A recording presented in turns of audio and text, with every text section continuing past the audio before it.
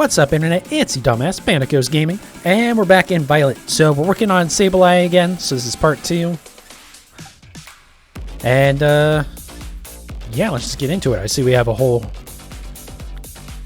pack of Pokemon here waiting for me. I've been sitting here for a little bit. Oh, I think I actually need to move up to this one, and then Picnic. I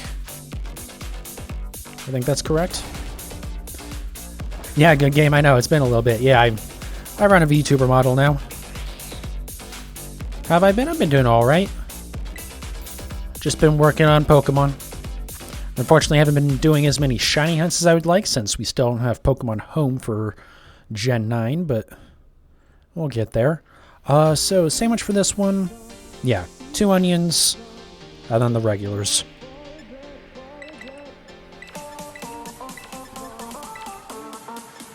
And then, yeah, I think we're still rocking the bitter and the, what's this one? Must be sweet, right? That's what this one is? Hold on. Yeah, sweet. Okay. Anyways, next. Still need to pick up some more picks, but I'm fine for right now.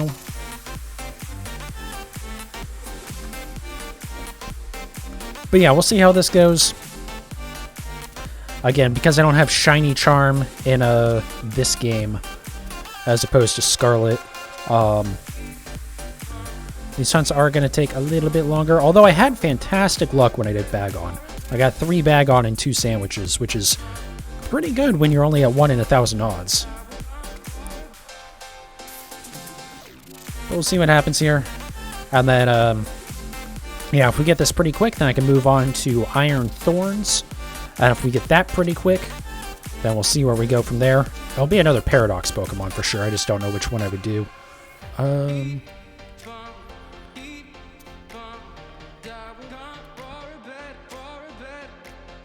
Alrighty.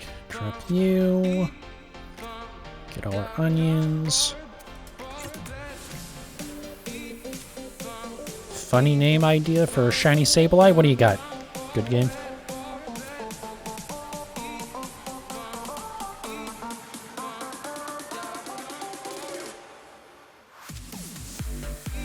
Alright, drop this over here. I really love how, like, the meta for sandwiches is don't ever put the top on it because it'll knock ingredients off.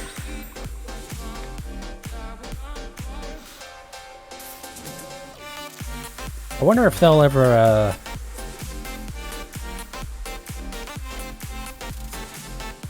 like, update it so you have to put the top on or it doesn't work as well. That'd be really annoying if they did. Butter or Golem. Golem's actually a pretty good name. I might name it that. If I remember to nickname it.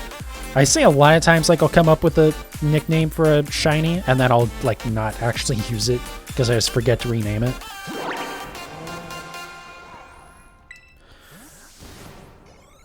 Alright.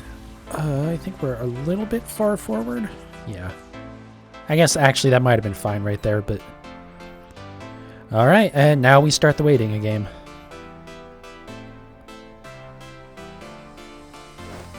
Let's see, there's no way it's close enough yet.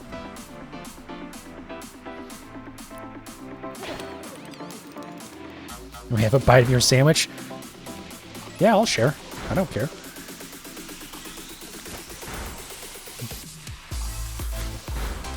To be fair, that sandwich probably isn't too bad. It's a lot of bell pepper and not a whole lot of meat on it, but it's probably not terrible. It's not like some of the sandwiches where it's like, yeah, I think I would pass on that. Though I do think someday I have to try potato salad on a sandwich. It's such like a weird topping to it, but also for some reason I feel like it might work for some stuff. But maybe not. It might just kind of smother everything. I don't know.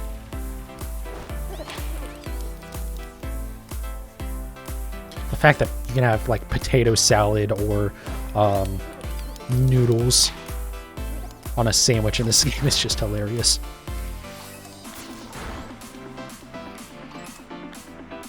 Where are you going, buddy? Come on. What's my favorite kind of sandwich? Oh, I mean, a meatball sub is always pretty simple. My go-to when I go to Subway is So I get the Italian BMT on a Italian urban cheese bread, and then put jalapenos, onions, tomatoes on it, and then get the Chipotle Southwest sauce. Well, that shit just slaps. Anything like kind of spicy, I love. But yeah, or like a really good Philly cheesesteak, like properly made. I hate the place that I work for. We have a so-called Philly cheesesteak, but because like we kind of have to pump out the sandwiches fast, they can't make it right, so they don't mix in the cheese with the meat and the onions and stuff. So it's just like, like you gotta mix in the cheese on a Philly. You can't just, you can't just put it on top and then toast it. Like, it's gotta be in there. Subway, please sponsor my guy. I would love a Subway sponsorship. I feel like there's a lot of people that shit on Subway, and don't get me wrong, it's not like peak culinary, masterpieces, but they're frickin' everywhere, so, you can pretty much always, like, get something familiar, if that's just what you're looking for, and it's relatively cheap. I mean, a meal for, like, a foot-long sub is gonna run you, what, like 11 or 12 bucks? What's my favorite restaurant?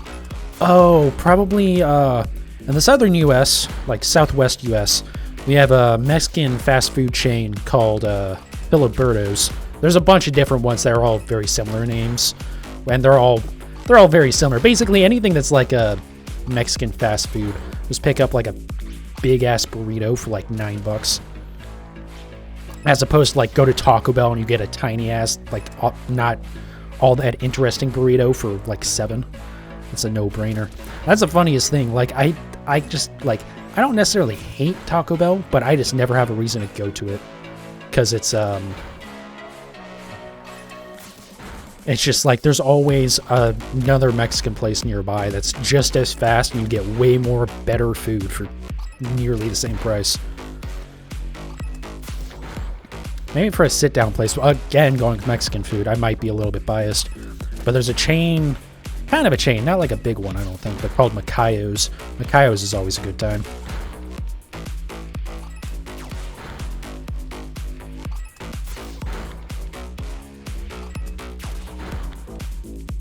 All you can think about Taco Bell is Baja Blast. That's true, yeah. It's hard to beat Baja Blast.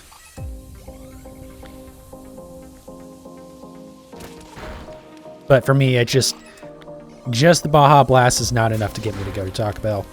Versus, again, like, getting, like, a nice big carne asada burrito. It's just like, yeah, it's kind of can't compete.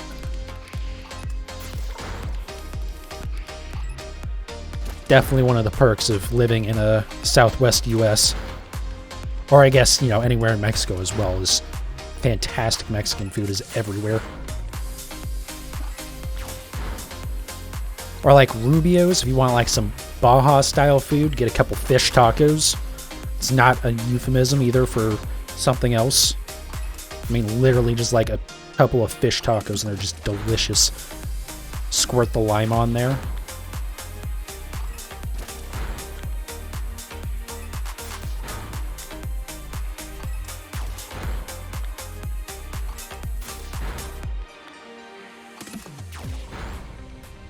McDonald's ice cream put in Baja Blast. Yeah, but that requires the McDonald's ice cream machine to actually work, and that never happens.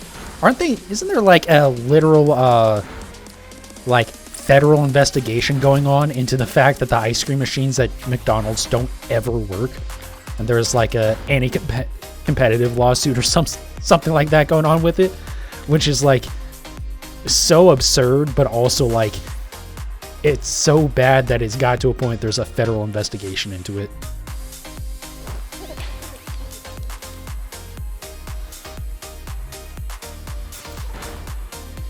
But yeah, that could be good. Wendy's is good but overpriced. Yeah, Wendy's is the one that's pretty good. Whataburger. Whataburger is like my go-to burger place. You just like can't compete. I think In-N-Out is great for like a just like simple, a little bit, not necessarily smaller, but more normal sized burger. And just like, Doesn't have to be anything special, just a double-double. But, like, Whataburger just has them beat, in my opinion. It's just, like, a nice, big burger. But not, like, a thick burger where it's, like, you break your jaw trying to bite into it. It's just, like, wide. Go and pick up the jalapeno and cheese. Or even just, like, the bacon and cheese sandwich or burger is great.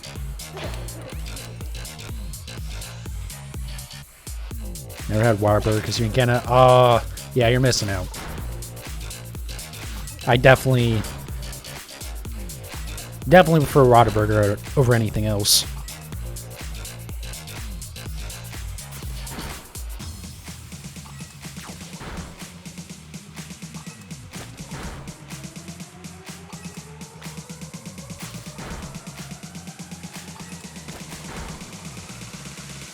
Yeah, Carl's Jr. Hardee's is alright. I don't know. I usually don't go to Wendy's at all. I feel like Wendy's is just so low on my list. And the one place, actually the couple places that are nearby, I've just had not great customer service experiences with them. So I'm just like, I'll pass.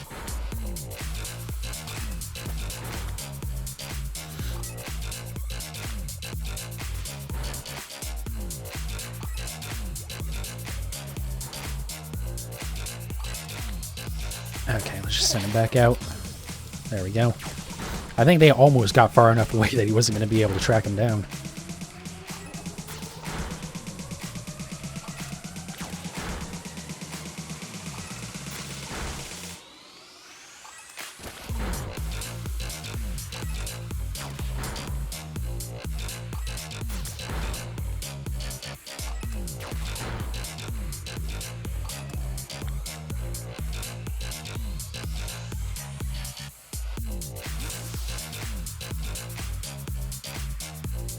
Alright, now we wait for them to get close enough again.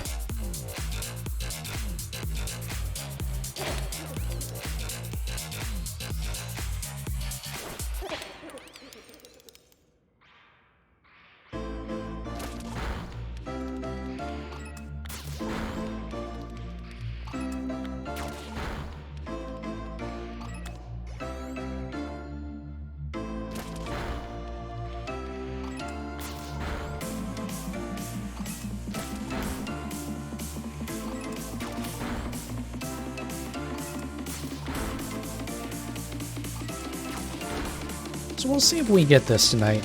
Again, I had like fantastic luck with the bag-on hunts, getting 3 and 2 sandwiches, but being 1 in 1,000 odds, we're already, this is my 3rd sandwich, because I did 2, or did I do 3 last time I did this? I forget. I think I only did 2, because I did a really short stream.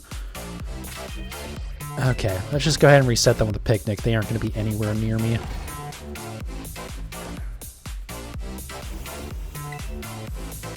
Because you got 2 ways to kind of clear them out here.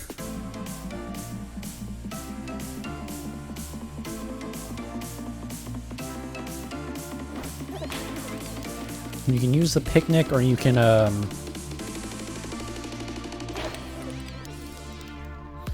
just, you know, clear them out with Golden Go. Generally, I feel like this is better using Golden Go, or preferably, something that's a little bit more consistent AI-wise, like Gallade, but this works well enough.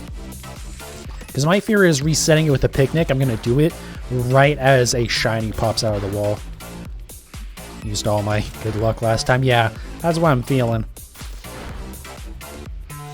But yeah, we'll do a bunch of sandwiches tonight with this. I actually started stream on time for once, which, like, never happens. Yeah, I mean, if we get this quick, I can move on to Iron Thorns. And then if I get that quick, maybe on to a different Paradox Pokemon. I'll try and go for like 3 hours tonight. It's been a little bit since I've done a good 3-hour stream, but... Okay, come on. Attack anything. Thank you.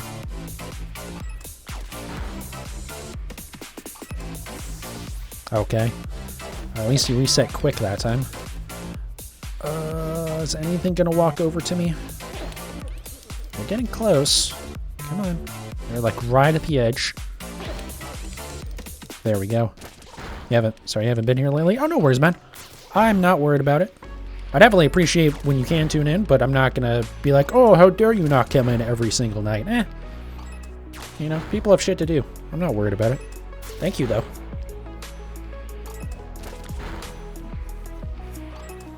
Especially with how inconsistent I am with streaming, I can't, like...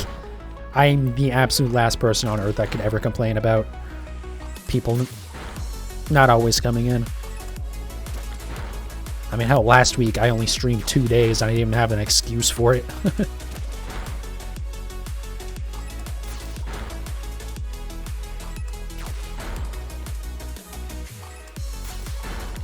It did suck the week before that I just didn't have internet, so I couldn't stream even though I wanted to.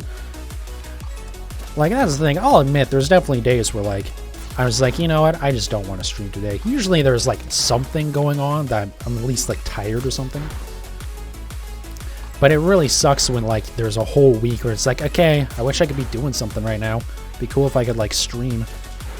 I just literally can't because technology has failed me.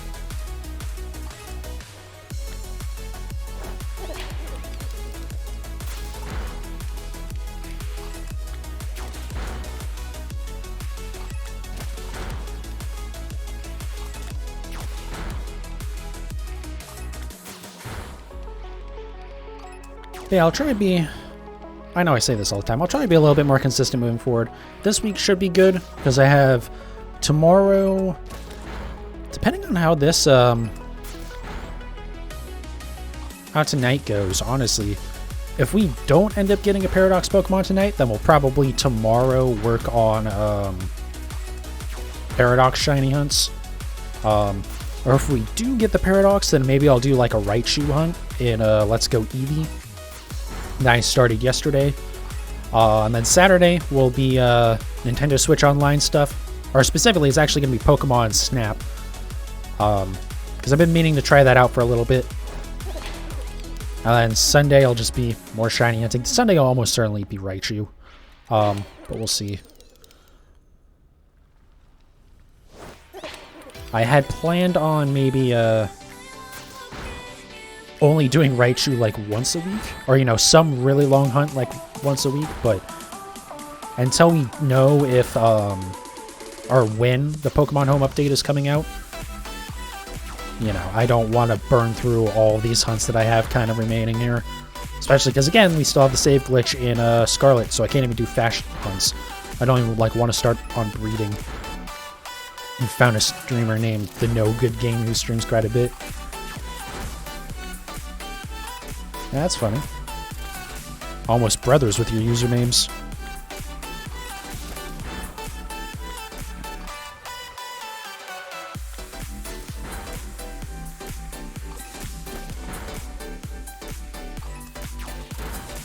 But yeah, the next week should be fun for Nintendo Switch Online because we got the... they have a cheese hype emote? Okay. It's an interesting one.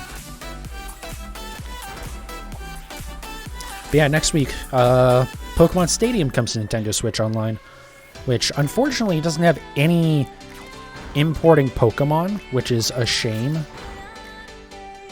Because, like, that's the whole point of Pokemon Stadium, was bringing in your Pokemon from Red, Blue, and Yellow. Or in Stadium 2, you could also do Gold, Silver, and Crystal. But instead you can only use rental Pokemon, which are not good. Because they, like, tried to balance it so that, like, say something like Charizard, or Charmander, Charmeleon, and Charizard. They tried to balance it so that way Charizard has, like, crap moves, and Charmander has fantastic moves. And it's like, why? So it makes it really hard to do anything with the rental Pokemon. So we'll kind of do a randomizer for that. Other people have done that before, where it's just like, you basically just randomize what Pokemon you're going to use, and then try and get as far in as you can. And then when you die, you grab another set, and then you keep going. But, I mean, I won't, like, try and beat the game because, one, those randomizers get real rough at the end. We'll only go for, like, an hour, hour and a half or so, but that should still be fun. It's my favorite Pokemon game of all time. Oh, God, I really loved Heart Gold, Soul Silver. I mean, I was a Gen 2 kid, so obviously the nostalgia feels hit real good with that. I mean, then other than that, honestly, maybe... It's so hard for me to say that something like Legends Arceus or this game is my favorite, because, like, Legends Arceus was so awesome being the first, you know, kind of open-world Pokemon game. But God, it just looks so bad. And then this game looks, you know, a little bit better. I think overall it probably looks better than Sword and Shield, but it runs way worse, which just sucks because this game probably has the best gameplay of any Pokemon game we've gotten so far. We still had, like, the core battle mechanics, unlike Legends Arceus, but still having the open world stuff. It's just a shame that you can't, like, throw Pokeballs from the open world to catch stuff. But maybe next time, we'll see. So yeah, so probably Heart Gold, Soul Silver. Pretty sure the last time you were here was either Legends Arceus or Sword and Shield. Yeah. I didn't hate Sword and Shield, but it definitely has some big flaws.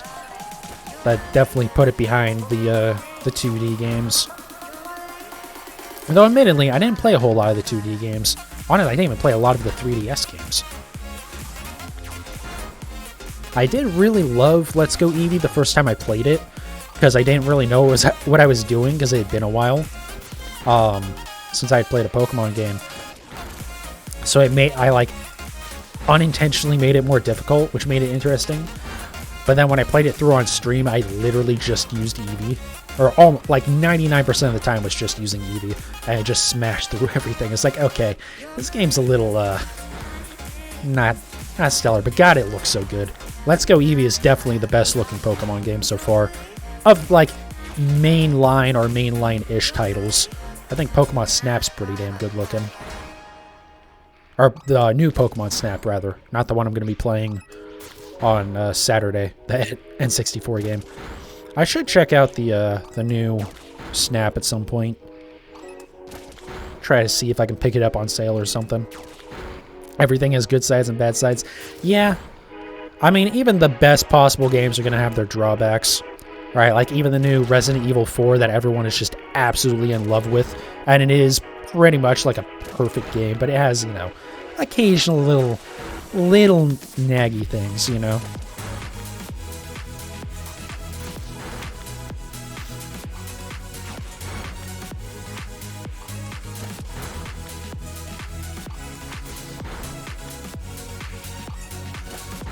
And it's just sad that, like, you have a franchise like Pokemon, which is just, like, makes so much money as a franchise. And even though, like, the games are actually a kind of small part of that equation of how much money they make, that game's still bringing in a crap ton of money anyways. What did these games sell? Like 20 million copies already or something? It was, like, something absurd. So it's just a shame, like, all the graphical issues with these games. I know a lot of that's because of the Switch, because the Switch was 2015 tablet hardware that was underclocked, so, you know, it's crap. It's just bad. I never realized how bad it was until watching the Austin John Plays video about running Scarlet and Violet on an overclocked Switch. And by overclocked, I mean just normally clocked, running the normal rated speed of the hardware that they used for it. And it's like, God, why? Like, even that, like, the game just runs so much better.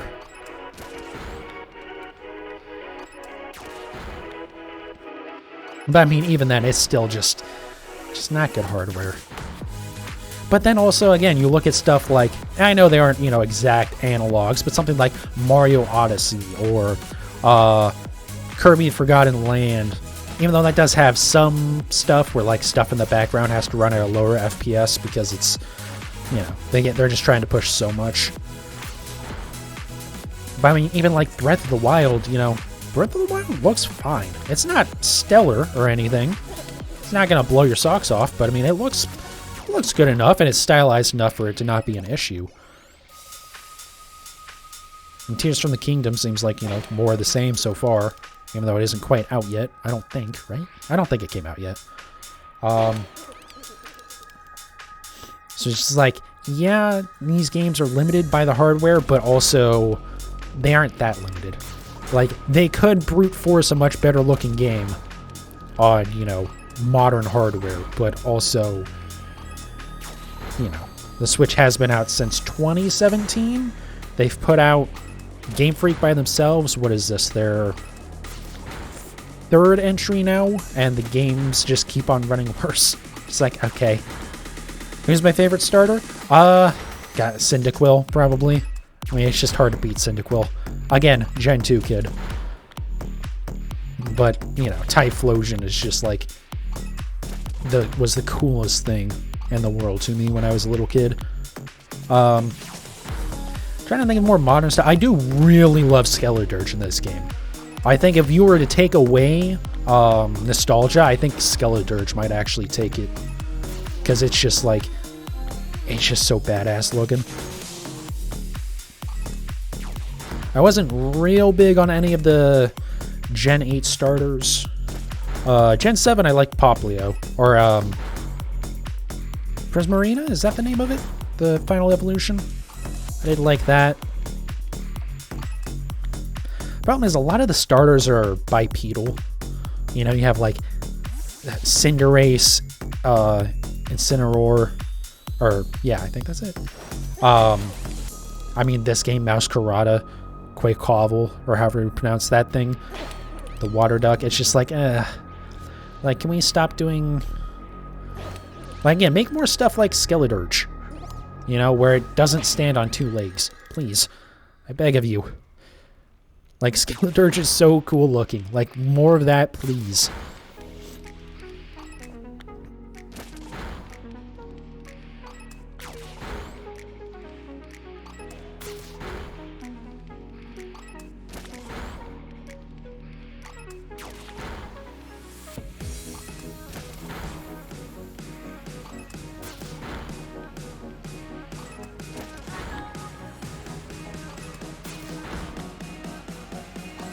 Imagine a Pokemon game where the starters aren't fire, water, and grass. God, I think it's what Pokemon Coliseum. You start with Umbreon and Espeon, which was pretty cool.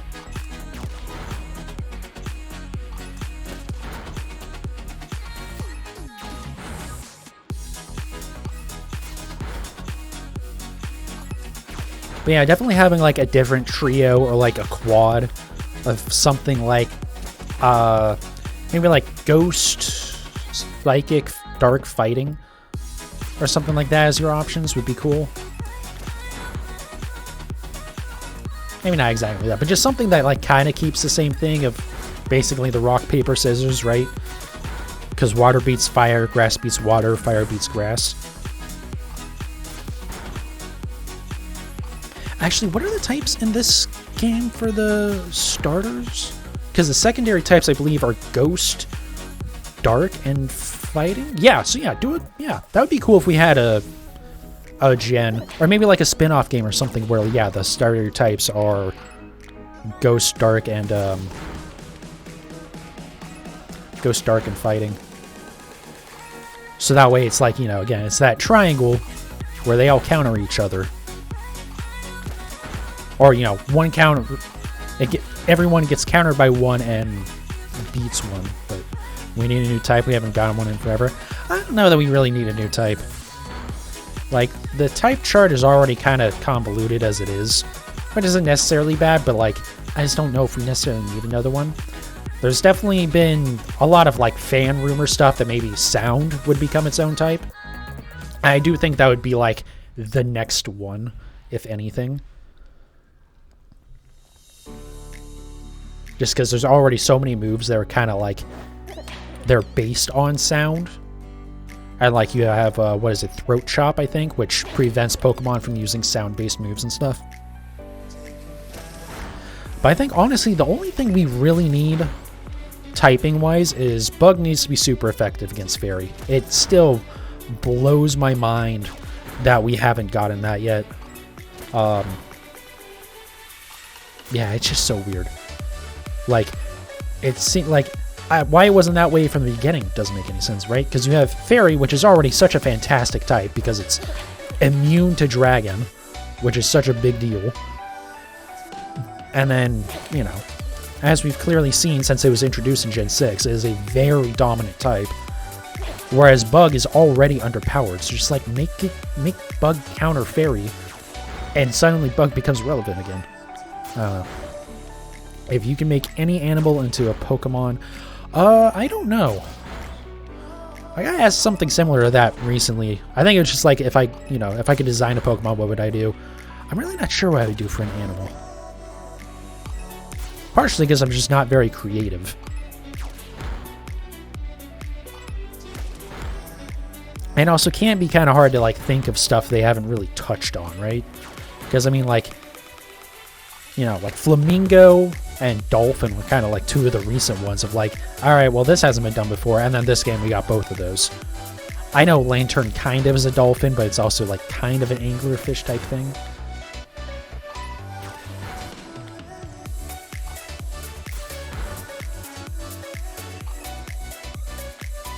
And then, I don't know, a lot of stuff that I would want to do, I feel like there's already similar stuff, right? Like a coyote would be kind of cool, but we've already gotten like plenty of wolf Pokemon that are already similar. Raccoon would be cool. Yeah, I mean, maybe. I'm trying to think, yeah, I guess we haven't really had anything raccoonish. Only thing that would be at all similar would be like Pat Rat, but that's not a raccoon at all, so I don't even know why I said that. It's a groundhog. Or a meerkat, actually, is more accurate. Yeah, raccoon could be good.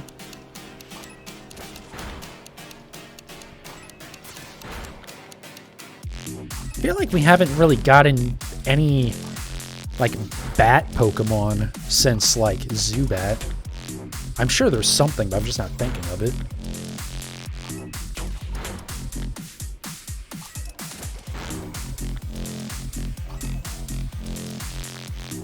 I don't know, maybe something just like straight up like Wyvern-esque, like more just like a, you know, typical what you would think of like a dragon or something. I know we have dragon type and stuff, but so many of those, especially recently, don't really look anything like dragons.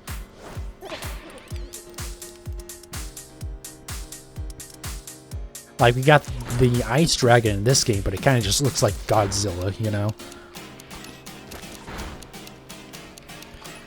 Something maybe more akin to, like, Charizard, you know? I know that's kind of cheating for an animal, because it's not really something that exists, but, you know. But you could do something like a...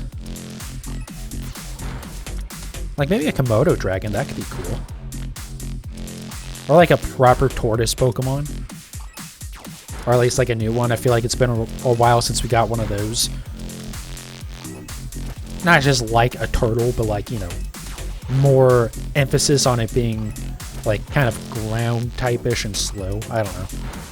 Rayquaza. I mean, Rayquaza, yeah, it's kind of a dragon, but it's kind of more of a serpent dragon. I'm thinking more of like the very like stereotypical dragon. I feel like there haven't really been many of those.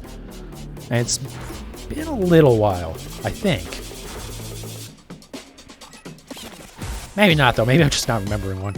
I feel like last time we had anything like that was like Hydreigon, but that's also like a three-headed thing. Oh, our sandwich is up. No shiny on this one. That's okay. Just reset and try again.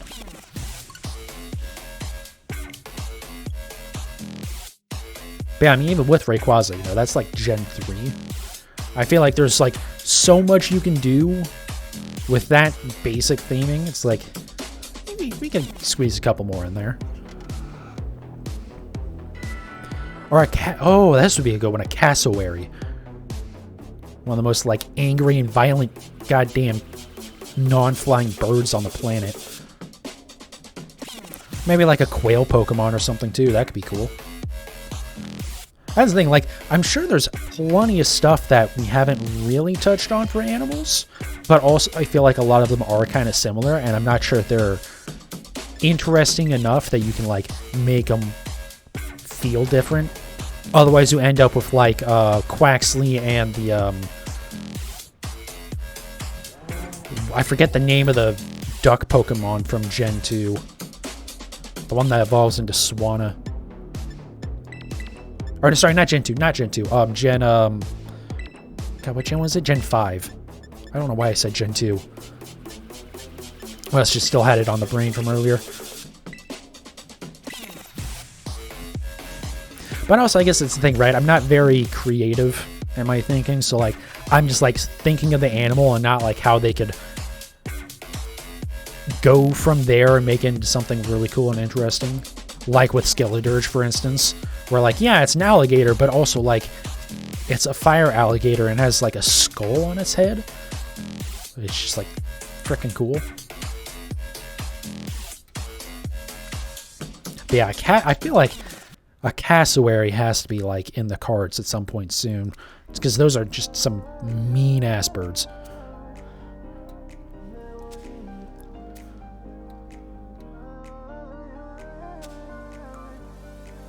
Like, just imagine like an ostrich, but with the personality of a rabid dog.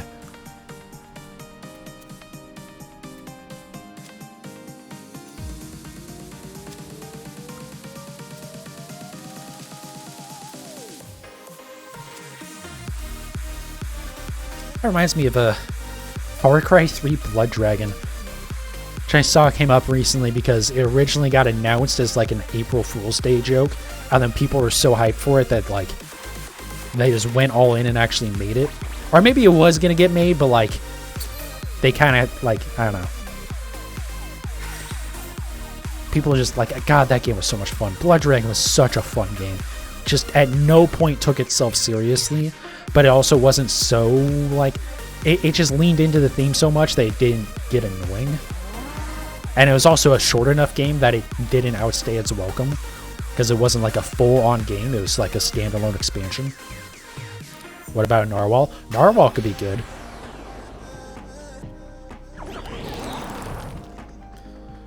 Maybe make it like water ice or something.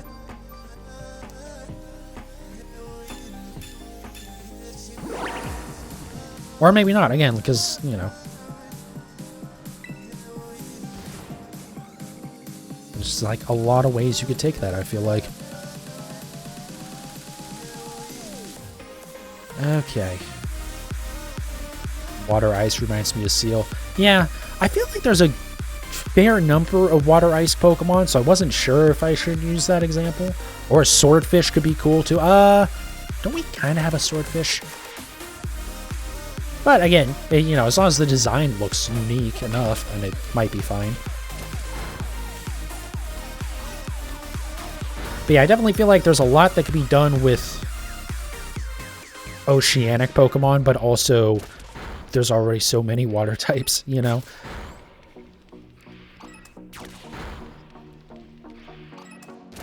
Like, I feel like we've not really had a squid Pokemon, have we? I know, like, Tentacruel is kind of a hybrid between, like, a jellyfish and a squid. More leaning on the jellyfish, but I feel like the tentacle things coming off of it are more squiddish. I definitely feel like a squid would be unique enough as opposed to Malamar. Oh, there we go. Yeah, there it is. I felt like there was something, but yeah. There's definitely some stuff that could be done there. But again, it's that thing where you don't want to lean too far into, you know, anything oceanic, because it's, or not, you know, you don't want to do too many of them because they basically have to be water type for it to make sense. Although I guess Malamar wasn't, right? Wasn't Malamar like dark psychic or something? I don't think it was water type. I guess, again, that's my lack of creativity coming up here. It's not like thinking of using it as a base and then where do we go from there. I'm just thinking of the base.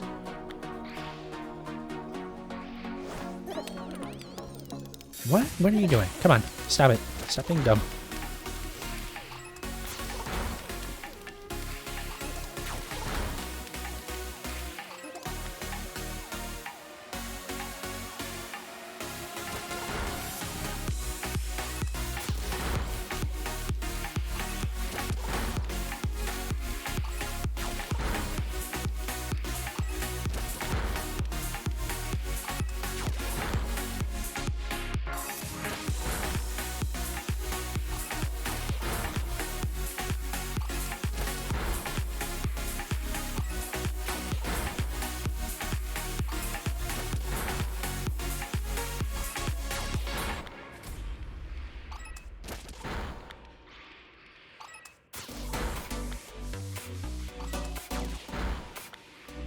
Yeah, I'm just trying to think, like, I'm sure there's a lot we could do with, like, insect Pokemon. There's probably plenty of birds left to touch on, although there's already so many bird Pokemon.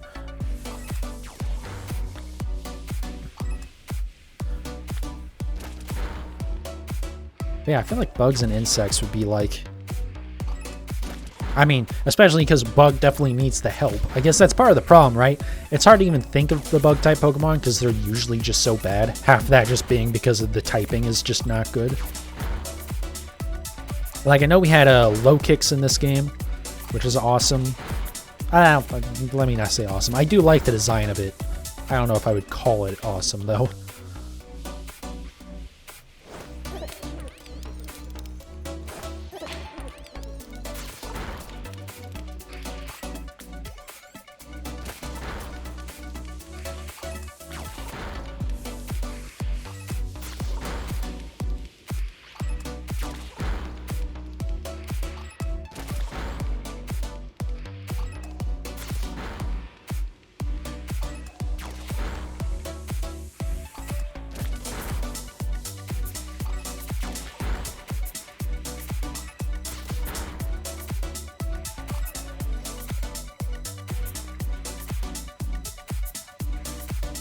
But yeah, I'll definitely be... I'll be interested to see what they introduce moving forward in, like, Gen 10. I don't think we'll really get... Other than, like, legendaries, we're not really going to get any new Pokemon, I don't think, in the DLCs for this game. We'll probably get some more, regional variants. Or Paradox, or, you know, whatever. Kind of like how, you know... Like, Sword and Shield, what we got... Galarian Slowpoke added in, which was cool. And I'm sure if there's like another Legends Arceus game, we'll get a handful of new Pokemon again as well.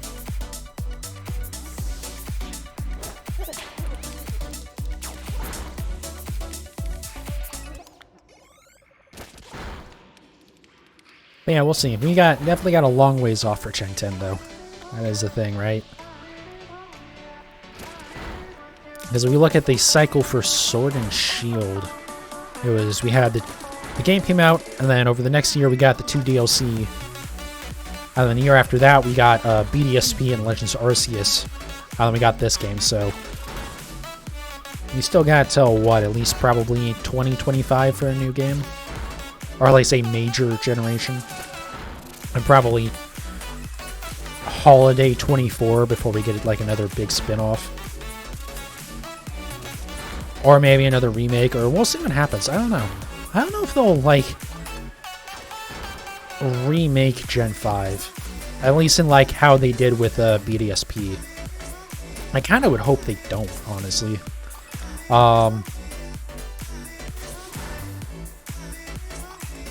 Like, I hope they just, like, basically just port Gen 5. Obviously, you have to adapt it, right, because of the, it being on a dual screen system. That won't really work as well. But I feel like you could while still keeping the pixel art. Because Gen 5 was definitely the best of the, you know, pixel art we ever got. I would hope, being that it was the last 2D game. How many bunny ears? Oh my god. I love how just, like, dumb and floppy they are. Brings me way more joy than it should.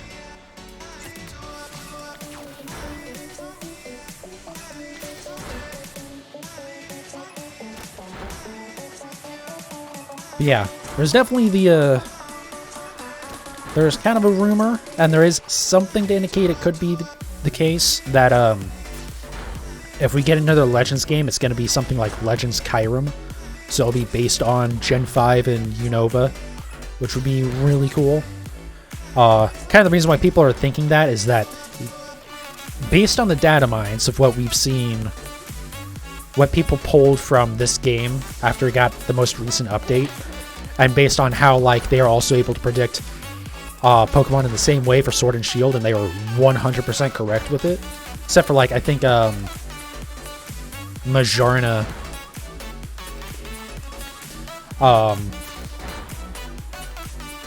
was, like, the only Pokemon they didn't predict. But also, like, that's a mythic, so who cares? But the only Pokemon that should be missing from any Switch game, so not not the Let's Go games, not, you know, Sword and Shield, Legends Arceus, BDSP, or these games. Once the DLC comes out, the only things we'll be missing are Gen 5 Pokemon. It's only a handful of them. It's like the Elemental Monkey Pokemon, a couple of the starters, the Tepic and the Seviper lines, and then, like Patrat. Oh, sorry, not exclusive Gen 5. There's also Furfrou. Though, I'll be honest, knowing how these companies have been operating, I think Furfrou is going to be a Pokemon Go exclusive from now on. Being that they made its whole, like, hair mechanic work with Pokemon Go, I think that's just going to be how it goes. Which really sucks, because, God, that thing sucks to get all the forms for. I might have to get around to, location spoofing with my phone. Or maybe not my phone, maybe with an emulator. Just to get those, because, goddamn. Furfrou sucks. It does suck. Or it's not really too special, but it's, you know, it has, what, 8 different forms? And so for people that want to try and collect everything, it's, you know, another one of those collector's Pokemon. Get so many, it's stupid, yeah.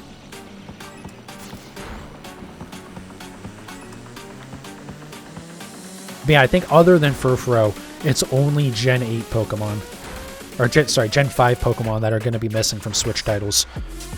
So that kind of, like, leans into the idea that they might either do a remake of Gen 5 or they'll do a Legends game for Gen 5.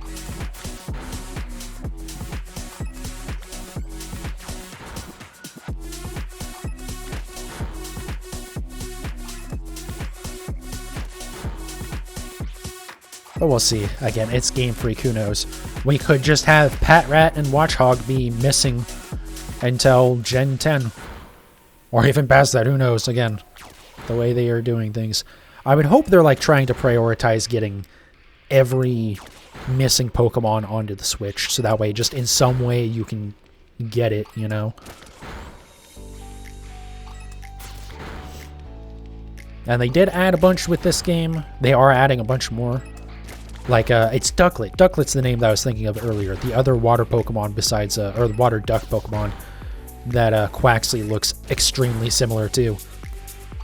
But yeah, Ducklet and then Swanna are, like, basically confirmed for the DLC. In fact, were they shown off?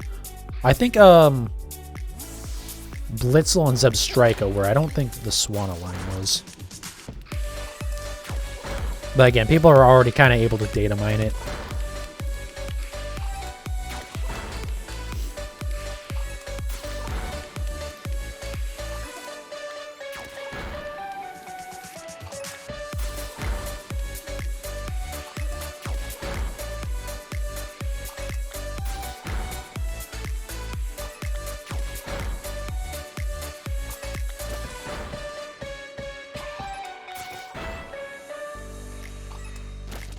Do really hope the DLC are good, though. It really sucks that we're not even getting the first one until fall. Like Sword and Shield, we got Isle of Armor in the summer, which was nice. It'd be really nice if we could get this one earlier too, but I guess for some reason not. Maybe they realized that they really need to get this game, like, patched up and not running like shit, but also it's now been, what, 5 months? And we haven't seen that yet, so who knows?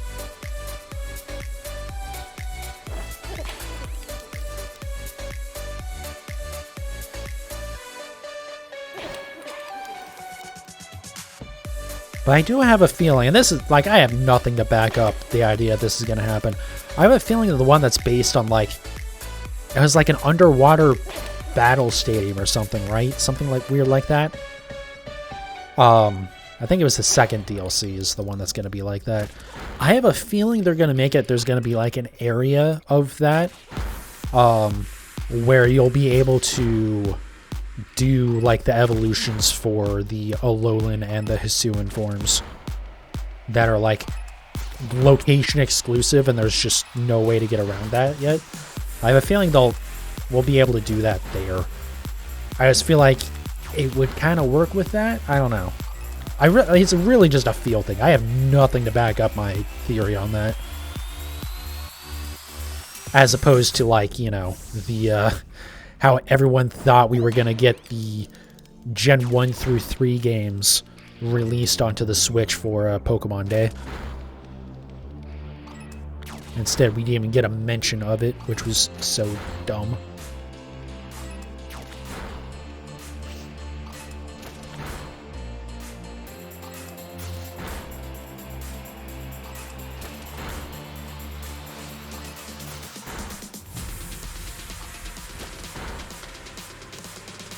It still blows my mind that there's like the save bricking glitch in Scarlet and Violet right now, and they have not, Game Freak that is, or even Nintendo at this point, have not even considered addressing it.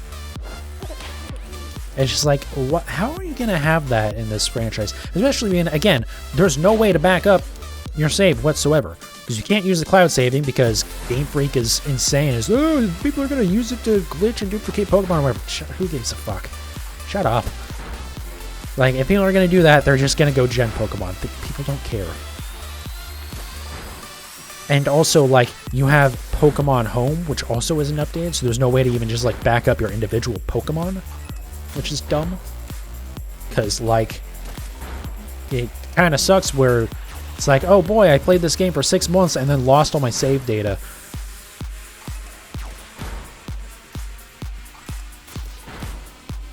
Sorry, we're not talking too much. No worries. What we need is an autosave. Well, the problem isn't, like, dying and losing data or anything. The problem is that, and it seems to mostly be related to the pairing with Pokemon Go for the Gimme Ghoul and the Pavilion stuff.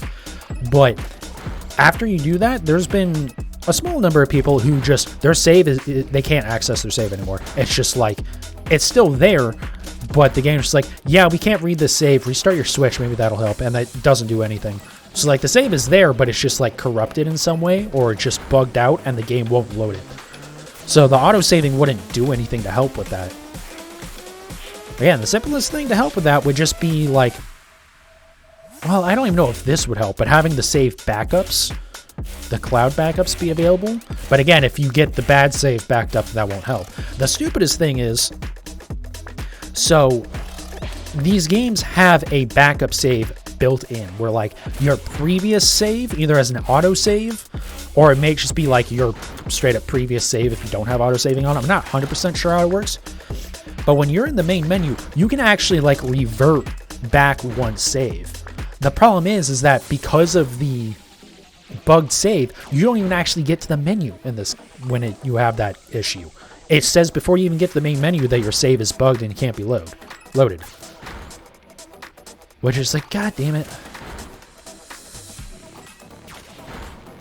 So even if like your previous save isn't borked, you can't even access that right now, which is just dumb.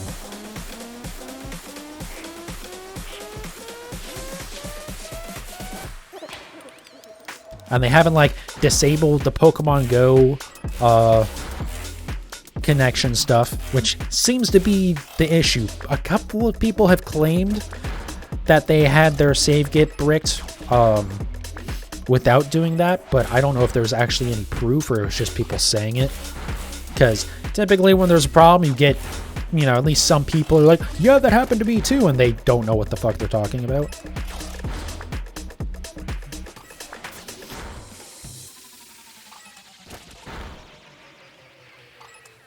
I mean, basically every instance of it has been seems to be related to connecting to Pokemon Go. So, like, disable that until you figure out what the hell the issue is, or until you can prove that's not what the thing that's causing it is. So, like, right? Because if you disable that and then you keep getting more reports from people who can't do it, then okay, then clearly that's not the issue, you know? I don't know. It's just, everything's burning down in Pokemon Go right now anyways, because everyone is pissed off, rightfully so, about changes that are being made to the remote raid passes again. Because, you know, the first time they did that and made them more expensive wasn't enough. They now have done it yet again, and also now they're artificially limiting how many you can use in a day. And so, you know, basically anyone who doesn't live next to Pokemon gym in that game can just go fuck themselves, according to Niantic. Like every other mobile game, it has become a just cesspool, which is typical. And now people are, you know, basically saying they're on strike and not going to play the game. Well, that's not going to make a difference. 95% of people who play Pokemon Go probably don't actually fucking pay attention to anything to do with Reddit or anything. So all that's going to happen is in a month from now, everyone's going to give up and just slowly work their way back into it. And a handful of people won't come back, but they'll still make more money off of the increased prices than what they lose from the handful of people leaving.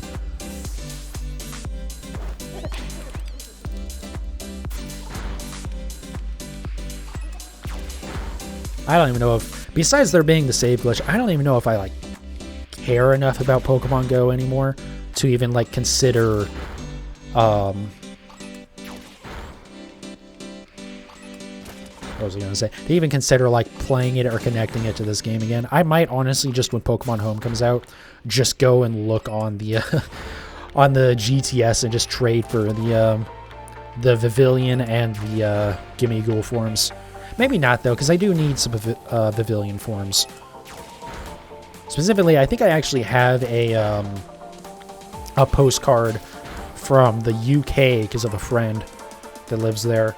In Pokemon Go, that is. Not like a literal physical postcard. And apparently that's like one of the hardest to get forms, or one of the rarer forms from the Pokemon Go stuff. So I might actually do that to get a bunch of those. But again, yeah, not doing that right now. I mean, it doesn't matter right now. I can't really trade for them anyways. But I don't want to even consider messing with that save glitch, so who knows. Might be a thing. I might do it when Pokemon Home is updated. Connect Pokemon Go to this game to get those. And that way, if I lose this save, once I have my Pokemon upload from this save, I'm not going to care about Violet really anymore. At least until the DLC is out.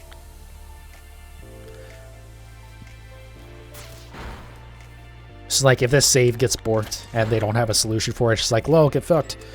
I'd be like, okay, whatever. Even though that should really be my point of saying enough with this franchise. I already said that like a month ago when the save glitch started. And I was like, yeah, I don't know, if they don't do anything for 2 months about this, I might be done with the franchise. Clearly that hasn't stopped me. But part of that's just because I've backed myself into a corner with my content, because I don't really do much else except play Pokemon. So, like, you know. I was thinking possibly starting a Mass Effect playthrough soon, which I know is like a completely left field, different everything compared to Pokemon, but I love the Mass Effect franchise. And I've still been meaning to do like a full, like, trilogy playthrough. With the Legendary Edition of that game. Or those games, rather. But one, that's going to be a really long playthrough. Doubt many people are going to care to watch it, either on Twitch or YouTube. And I know as soon as I do that, we're suddenly going to have like a bunch of Pokemon content. Either through Pokemon Home getting updated, so that way I'll be able to breed a bunch of stuff pretty easily, or you know, easier than I would right now.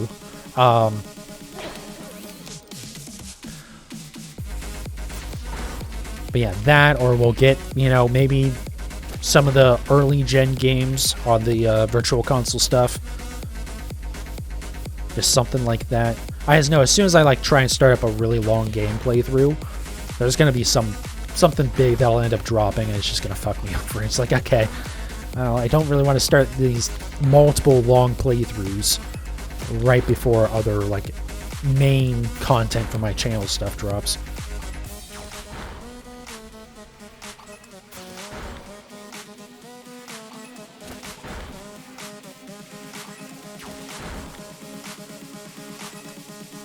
Because honestly, even if there is still, like, a save glitch, like, honestly, as long as I can move my Pokemon into Pokemon Home, like, the main thing I care about is shinies, you know, at the end of the day. So, As long as I can move those over into Pokemon Home, I don't really care that much about the individual saves. Like, the only thing that I would have any attachment to is, like, starter Pokemon, but I can just move those over too. So, I don't know. We'll see. We will see.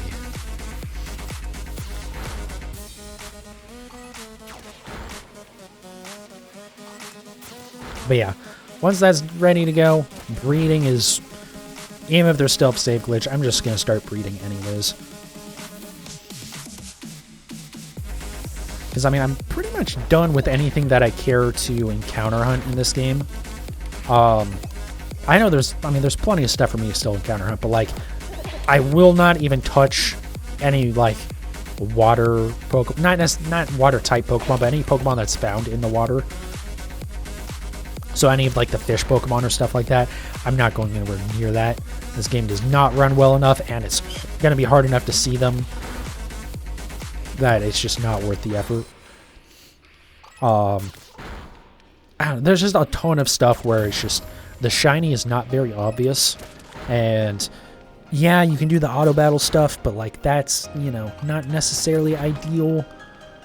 I mean, God, I almost missed a shiny Watchel, you know, when I did that outbreak that one time. I, you know, could barely tell that there's a shiny there, and so even when my Pokemon was set out and actually attacked it, or didn't attack it, rather, I, like, noticed it didn't attack it, and I went, why didn't it attack it? That's weird. It's flashing out. Oh, wait, like, 30 seconds later, I realized that it's a freaking shiny.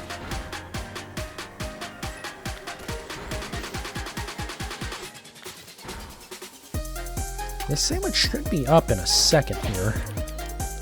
I think we're still going, though. I mean, as soon as we see a bag on spawn, then we know it's the sandwich is up. This is now 4, assuming we don't get it, like, right now.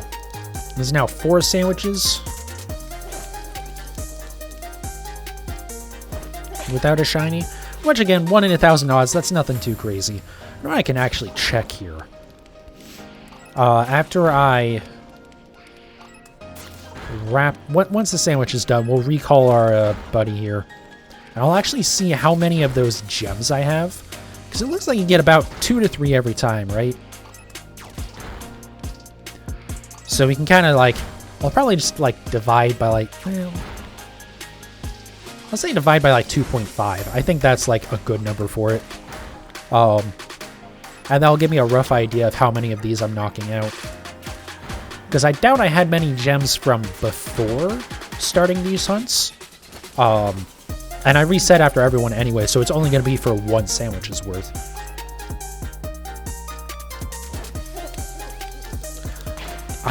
God, I hate whatever is wrong with the AI for Golden Go. I wish wasn't an issue.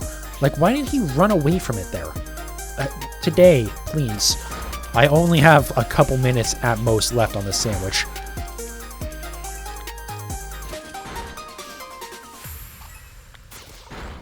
But yeah, honestly, I hadn't thought of looking at the resources for this. Although, we're not getting any resources now. Are we maybe full? Yeah, because we're not getting any resources from this. Am I knocking out that many that I'm like, I think we are full on them. So that would mean we're going through about 300 a sandwich. At least 300 a sandwich, right? So that would put us at basically around 1,200. So we'd be over odds. Being that odds are around 1 in 1,000. But I mean, that's not terrible.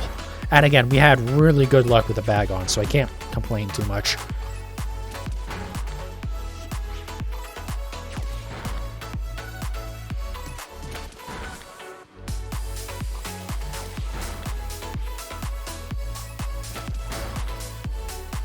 It looked like the game stuttered for a second there. I wonder if that might have been the end of the sandwich.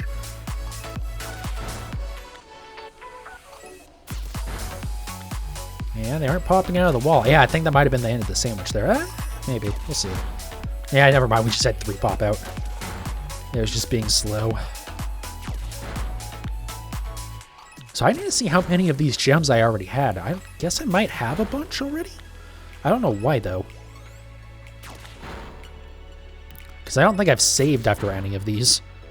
But yeah, I mean, we haven't gotten a gem in quite a while here, so we're definitely full. We're at $9.99.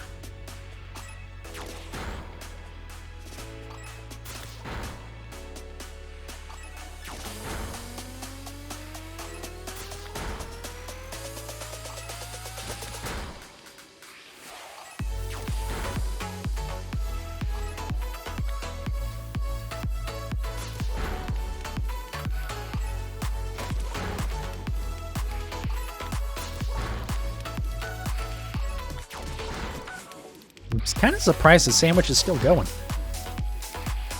Because I'm over an hour on the recording. And, you know, each sandwich is... Oh, nope, fuck off. Hey, do you mind?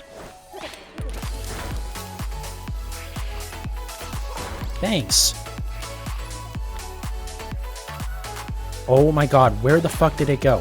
Why is it not attacking these? Oh my fucking god. I have to, before the next time I do a shiny hunt, I have to make myself a Galliard. This is so frustrating. The way of how just broken and not consistent the AI is.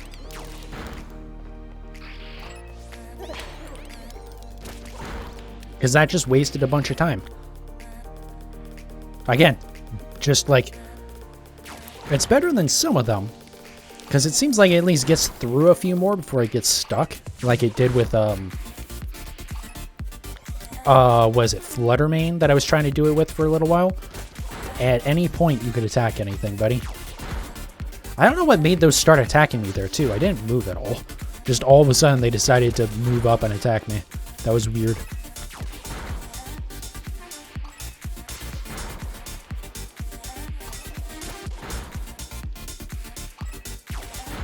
Yeah, if you get too far away from that spawn point, then they stop spawning. I don't know if I was too far away yet.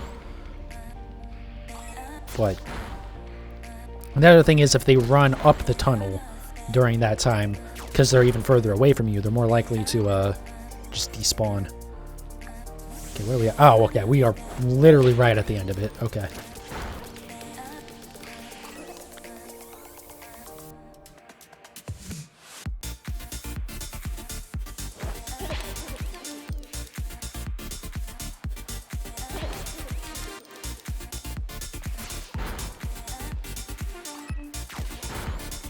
I'll just keep knocking him out until I see something spawn that isn't Sableye. Okay, there we go. So just, oops. Still got mixed up my Legends Arceus controls. Huh. I hit the wrong button. Let's see, where is it? Maybe we can just scroll until we see a really big number. There it is. No, that's Bagon. Wow, 912 of them. Yeah, so we're maxed out of those. Huh. So I guess we have to be doing like at least 300 each time. Huh. Okay, well, let's go ahead and reset. I don't want to see how many I have after I reset here, too. That'd be a very good question.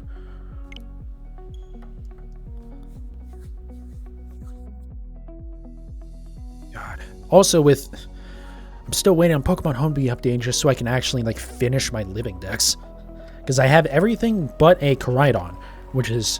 probably sounds weird, because I started in Scarlet, but the thing is, I traded my Koraidon with someone through trade codes to get a Miraidon so I could complete my Shiny Charm.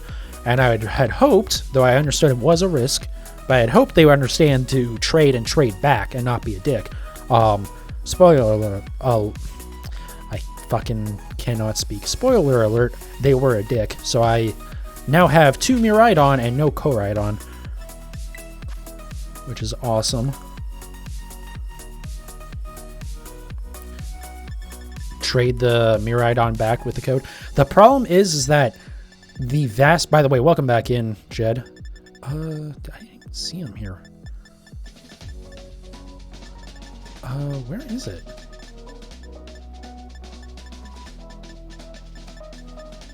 Do I really not have a single one? Hold on. Whoop. Don't know why I favorited. Sort by name.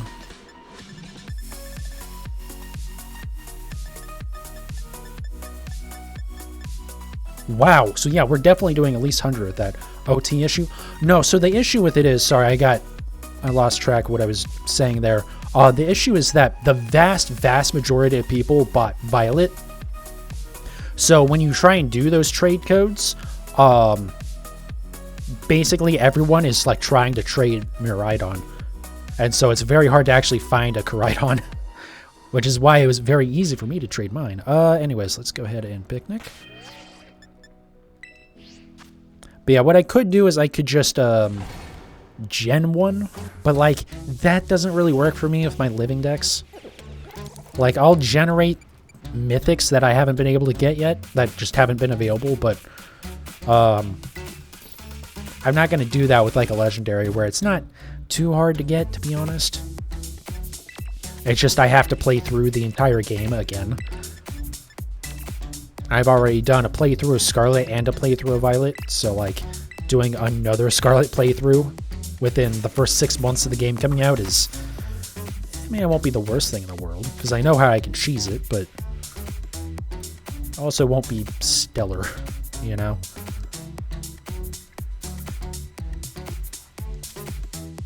So I'm kind of hoping to like trade for it on GTS, because at least then I can like limit my search to just trying to find a Mirror or a Koraidon instead of everyone with Miraidon being mixed in as well. But even that might be a mess, so we'll see what happens. But at least when Pokemon Home is out, or updated rather, I'll be able to just like much easier just cheese through the game again, because I can just import high-level Pokemon. Any shinies? Not yet tonight. We are at 1 in 1,000 odds, so it's not like a normal shiny hunt where with a sandwich and no raid, or no outbreak rather, it's like 1 in 683 or something. But this is like 1 in 1,000 because we don't have a shiny charm. We just have the sandwich going.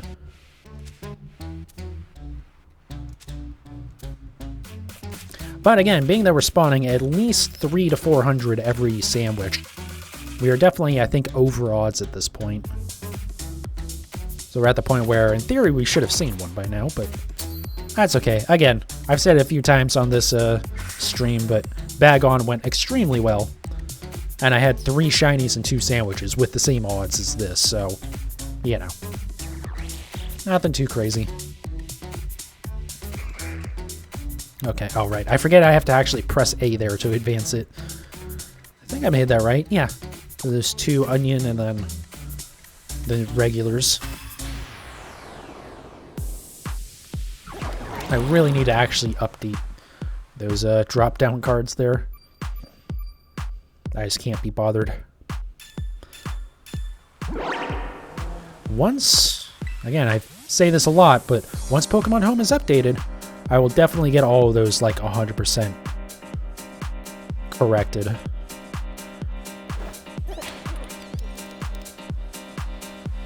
I guess the main one I need to update is the one that's actually like Gen 9 information, being that I am kind of keeping it separate for the time being. Because again, Pokemon Home, starting to sound like a broken record. I can't imagine why. It's almost like Pokemon Home should have been updated by now. Not, you know, 7 months after the games come out. Game Freak, Ilka, the Pokemon Company, you know, all of you, just all of them.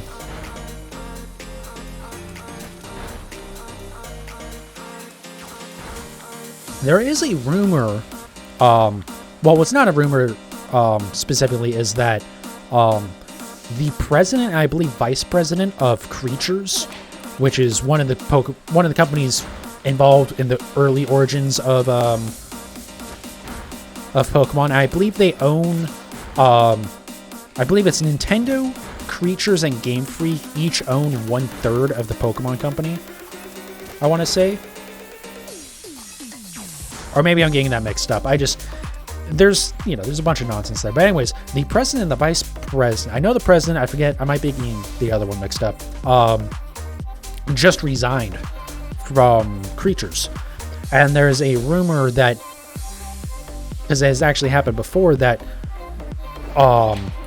because of that, now Nintendo's actually going to purchase Creatures, which would give Nintendo basically majority ownership of the Pokemon franchise, which might be why it doesn't happen, because they might you know, just everyone involved might not want to have a conflict where one of the companies involved is like able to make all the decisions, but I kind of wish they would, I'll be honest. Just like take ownership of the franchise and force the developers like Game Freak and Ilka to either do their jobs or find new jobs. I don't know. Or specifically, either do their work well on Pokemon from now on, or Nintendo's gonna put other developer teams on it.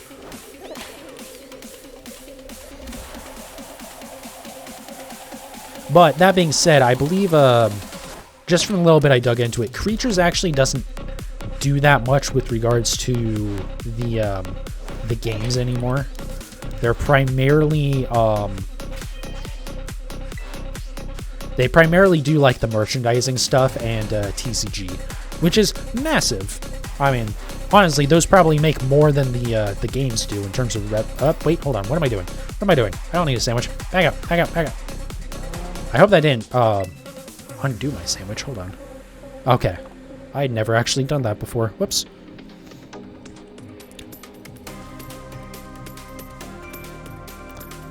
So yeah, like Creatures, you know, anything going on with Creatures probably isn't by itself going to affect the games.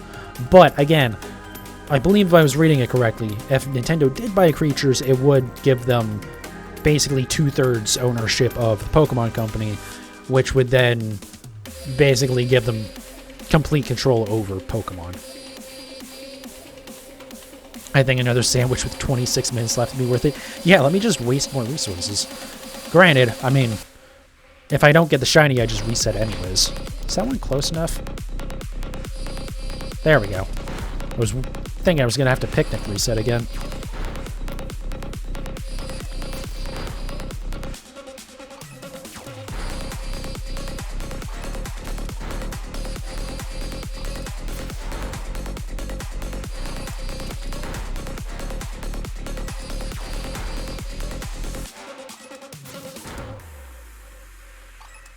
You know, it could work for counting how... Well, no, never mind, because you get different amounts of XP for... I assume because there are different levels sometimes?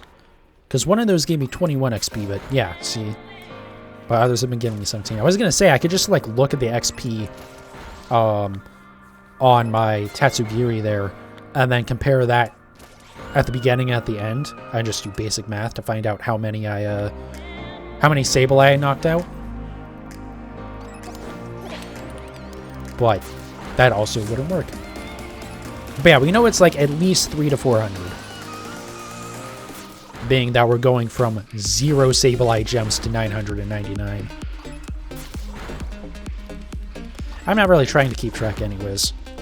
Not like exact number. I was just curious about it.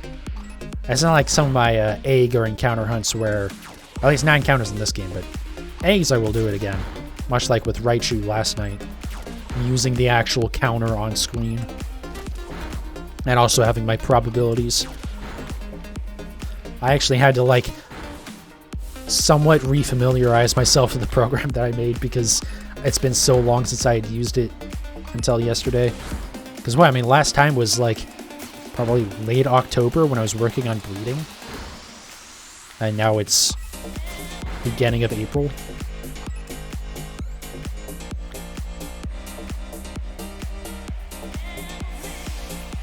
Actually, one day I'll go in and I'll fix some of the things I don't like about it. But realistically, it works well enough for now. I don't really care. The main thing is I just want to make it so that the kind of the luck percentage, I guess, what I was calling it, like always has 2 digits in front of the decimal and 2 digits behind it. Which shouldn't be hard to do. It's just making it actually do that.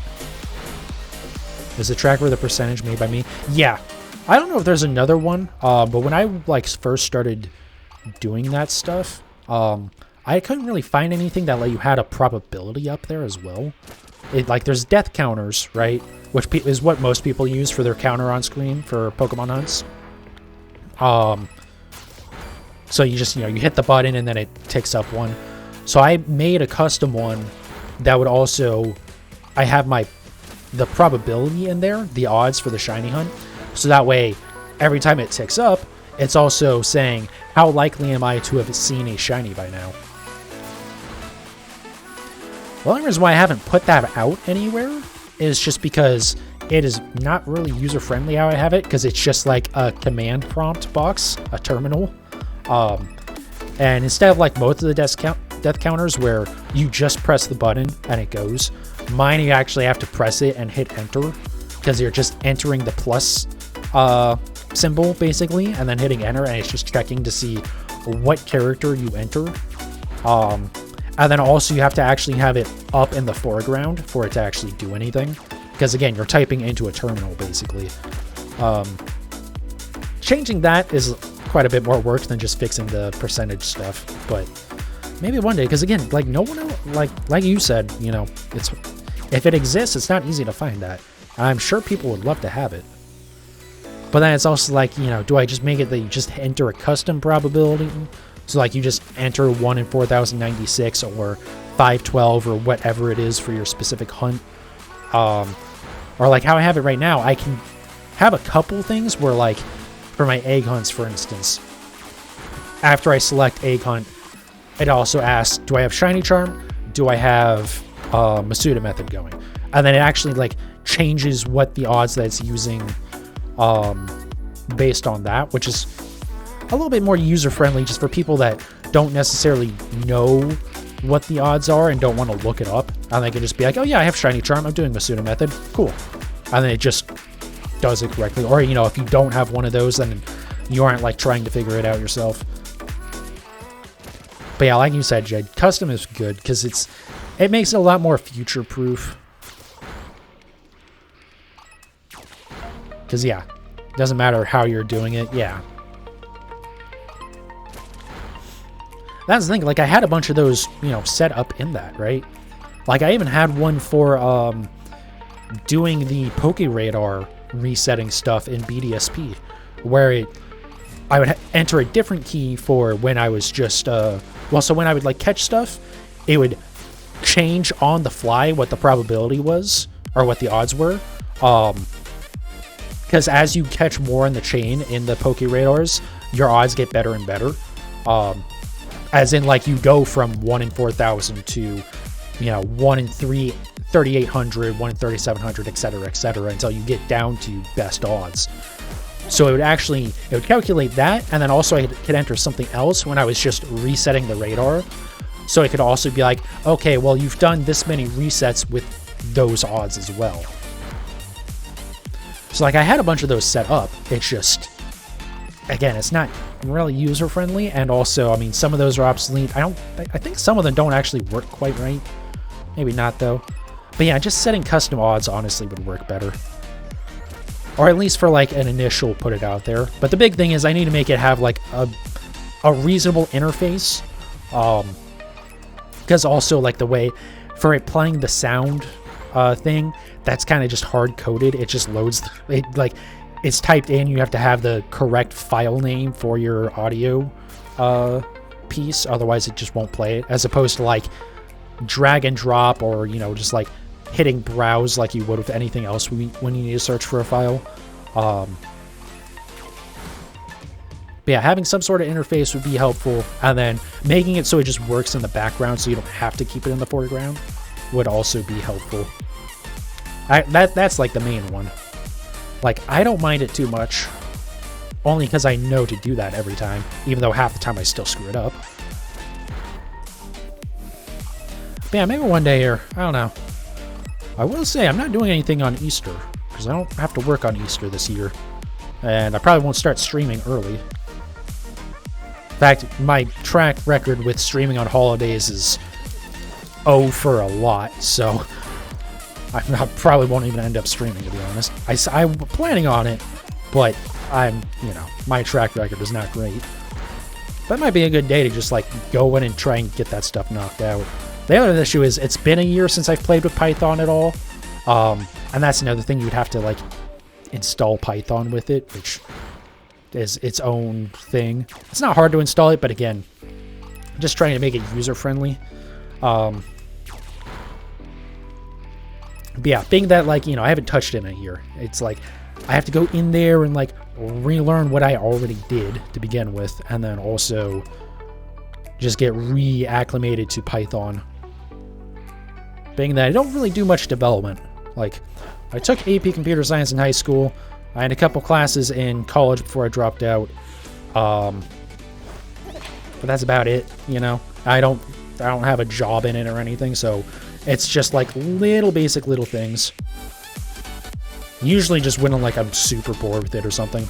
Like with Final Fantasy XIV, I made a kind of calculator thing for the there's like in the gold saucer area, there's like basically like scratcher tickets almost, like you would buy just lottery tickets,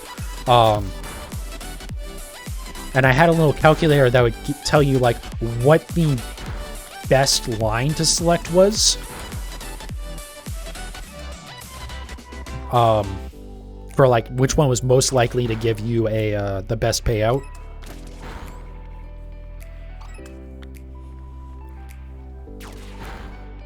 But like, there's a million of those on the internet. The Cactpot calculator is what it's called, and it's there's plenty of those on the internet.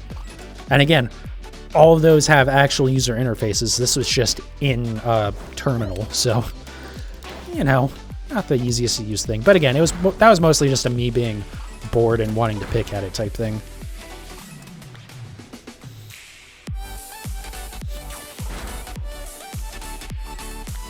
But we'll see. Now that I'm actually like using it again, I might have to like try and work on that odds and counter thing. I'm really surprised that no one else has really done that, to be honest.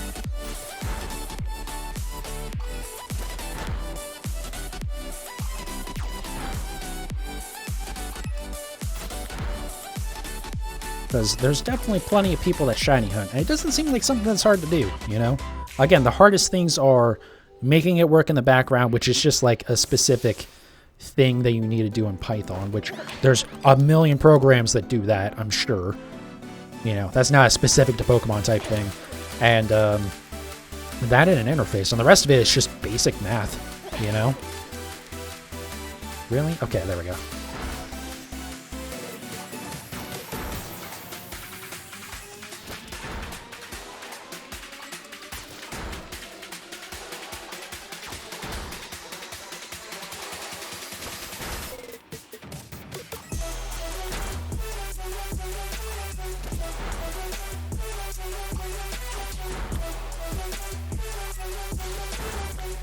But I've also been telling myself for like a year now that I need to make anything else for Redbubble, because I still have like my stickers up there from like 2 years ago that every once in a rare while, one of the Mass Effect ones get bought.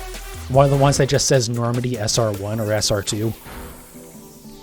Because I have the kind of the colors from, Normandy SR1 for Mass Effect 1, and then the Cerberus colors for the SR2 from Mass Effect 2, but then also the Alliance colors for the SR2 and Mass Effect 3. Which, those every once in a rare while they sell, and I make like 13 cents off of it. And then at the end of the year I get like a $2 payout from Redbubble. But I'm just not very artistic, so it just like, it's just hard for me to actually make anything that's interesting because I don't have any artistic skill. It's just kind of basic like design stuff in GIMP, as in like the Photoshop but open source, not like anyways. But yeah, like I have some ideas, but then it's like, oh wait, I need actually like artistic skill to draw this, and I know it's not going to sell enough for me to even consider bothering someone's time to like commission something for it. So like, they're,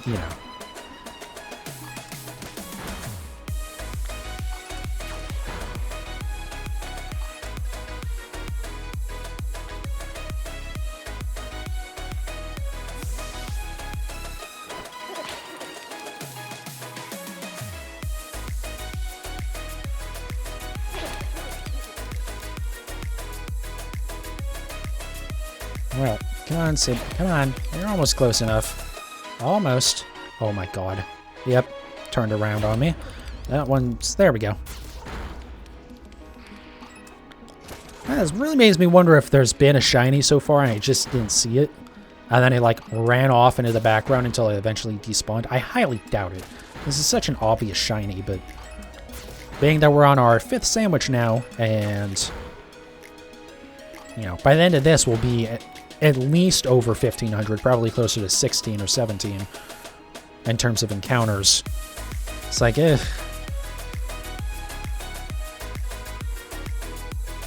Maybe one got stuck in the wall. Maybe. Maybe Golden Go will attack something again at some point. Thank you. But yeah, I mean, it is possible. There's definitely stuff that gets stuck in walls in this game. That makes me wonder if maybe the reason why there's no shiny sound or particle effect in this game is because stuff gets stuck in terrain so often that they don't want to get embarrassed by it constantly. But it's kind of hard to complain about if something gets stuck in the wall here, being that this is an exploit, let's be honest. Like, this is definitely, like, taking advantage of unintended combination mechanics, where it's just like, there's only one spawner here, or that's close enough to you to spawn here, and only 3 possible Pokemon can spawn from it, and 2 of them are version exclusive. Got a shiny Sableye here also. You made the wrong sandwich when hunting for Bagon. Yeah, I did get a shiny Sableye, but it wasn't from this. I just had a random one that I stumbled upon when I was trying to complete my Pokedex in Scarlet, actually. I was like looking for an Umbreon in the cave by the Psychic type town, and I was just running around, and like all of a sudden, corner of my eye catches it. It's like, oh hey, that's a yellow Sableye. Okay, let me go grab that. As soon as I exited that, I hopped up on a ledge there. There's a shiny young goose as well. I was like, oh, sweet. But my Sableye, actually, a couple weeks ago, I traded away for a shiny Iron Valiant. And I was like, okay, seems like a good deal. Seems like a very heavily weighted in my side deal, in fact. So I absolutely took that. I was hoping to just trade him one of my duplicate shinies that I have in Scarlet. Like my Mareep or something like that, but unfortunately not. But that's fine. Again, it was like, I think Iron Valiant is still the better end of the deal there, so. And again, there's this spot, so it just, you know, it still worked out.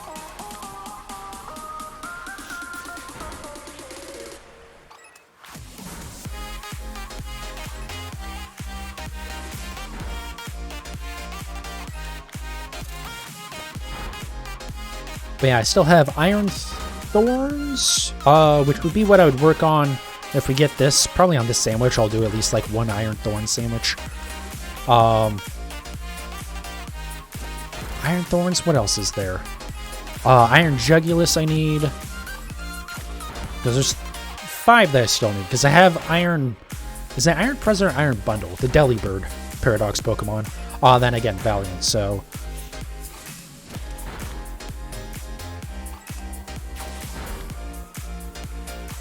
Area 0 has a rock that kind of spawns them like this. Interesting. I didn't know about that. 5 shiny Iron Hands from 1 sandwich. Oh my god. Speaking of, yeah, Iron's Hands would be a good... so that's what, 3... God, I don't remember what all the Violet Paradox Pokemon are. I barely, like, can remember the Scarlet Paradox Pokemon, and I got all of those shiny.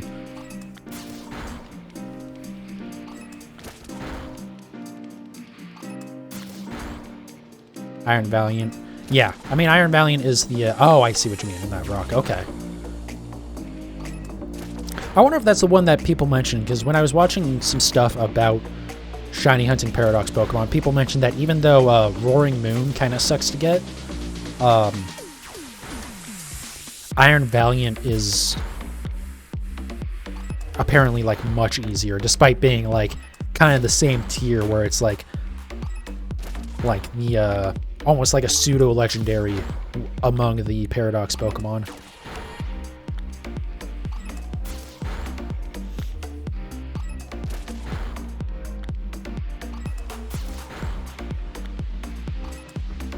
But yeah, Shiny Iron Hands would be good to get Iron Hands would be good to get because it's just for raids and stuff.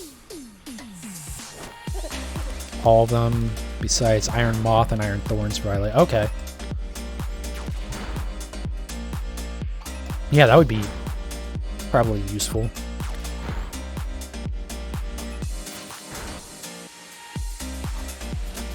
What was that? Those can't spawn on the rock. Okay. God, I remember going after Sandy Shocks and kind of screwing myself because I did not use the correct sandwich to start. Because I was thinking, oh yeah, I'll use I think it was, what, Electric Rock or Electric Ground or something like that. I was like, yeah, we'll just use the ground type one so I can hunt for Great Tusk as well. If I get it fast. And then so much other ground type stuff was spawning. And then I also didn't realize that there was like an upper half to the area of which I was in where I could just like run up the wall and check up above and then go back down and check below and up above with the correct sandwich. Iron Moth was a headache to hunt. It's so subtle and the lighting lies. Yeah. I like the idea that all of the all the Violet Paradox anyways, the future Pokemon, have the same theme with their shinies where they all they're basically just unpainted. But so there's just shiny metal. But yeah, it's some of them makes it kind of difficult. Kind of a little surprised I noticed my Iron Bundle when I got that. It helped that it was like in a group of them, but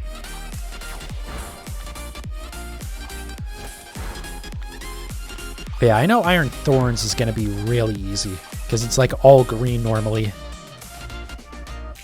Or it should be anyways. I thought Sandy Shocks was going to be easy too, and then I realized once I actually saw the shiny that, oh, actually there probably was another shiny at some point. I just didn't see it because it wasn't that noticeable. But I feel like that one's going to be pretty easy. Iron Thorns, that is. But yeah, we'll see with the Moth. Man, I'm going to go after them all anyways. So it's the Iron Thorns is so easy to spot. Okay.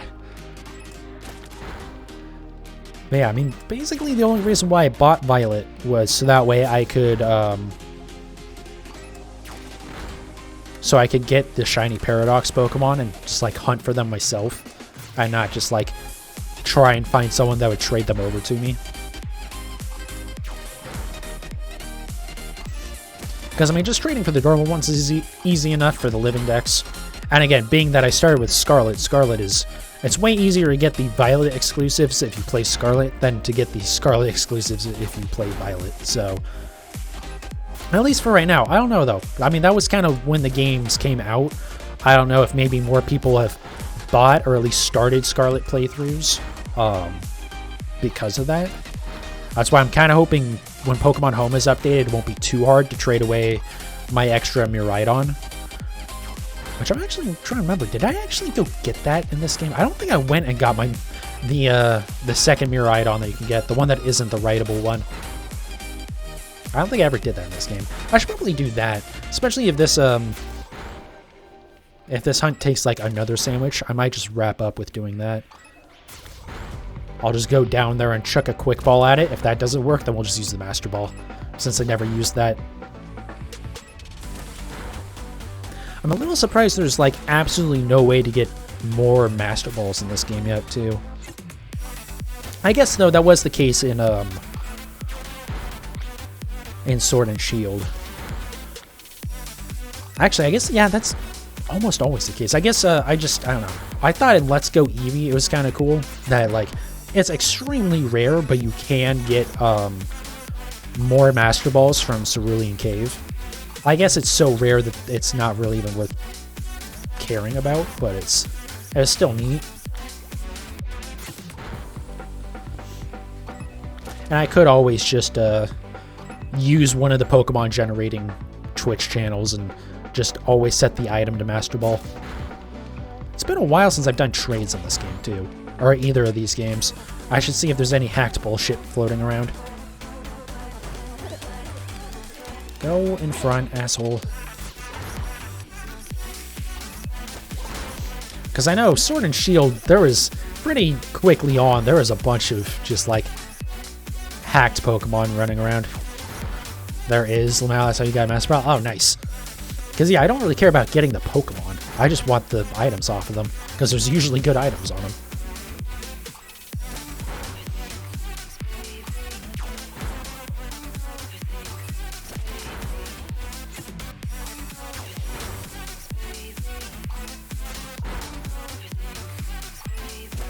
God, that one in the back is definitely purple, but it's like so far back that it's like there aren't enough pixels to really tell. So like the brown is kind of blending in with it. But yeah, it definitely wasn't since we knocked it out.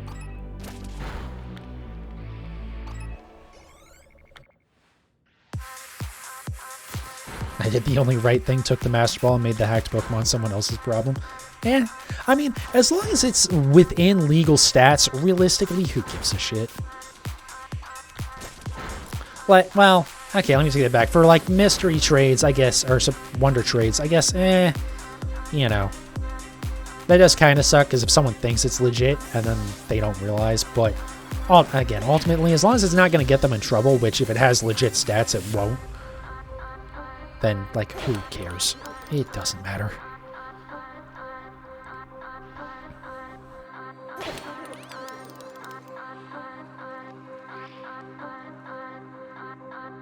They had a typical hacked nickname. Oh, okay. Well, that would do it.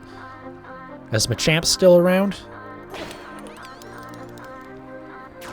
But yeah, like, as long as you don't try and take those Pokemon into, like, an in-person event, like, even the online stuff for VGC is... half of them are still, like, hacked Pokemon. Because realistically, like, the top players, like... unless literally all you do is Pokemon and nothing else is your job... which I guess some of them do that, but like most of them don't, and it's just you just don't have enough time to constantly be breeding and training up Pokemon and stuff. Just, you know, have something for tournaments, like actual in-person stuff, but for online stuff, it doesn't. Again, as long as it's possible, then it's fine. And again, maybe don't use something literally named Machamps.com, you know. I'm sure plenty of people did that in online stuff, but that still feels a little bit too much. Especially when, again, like, odds are, like, usually those Machamps, or any of the hacked Pokemon, right, that get sent on Wonder Trades as advertisements. Which I also don't know why anyone uses those when there's the Twitch channels that do it for free. But, like, you can, like, those typically always have 6 perfect IVs, which isn't necessarily ideal for VGC stuff. So it's like, you might as well just use one of the channels and just, like, set it up exactly how you want it, and then send it, you know?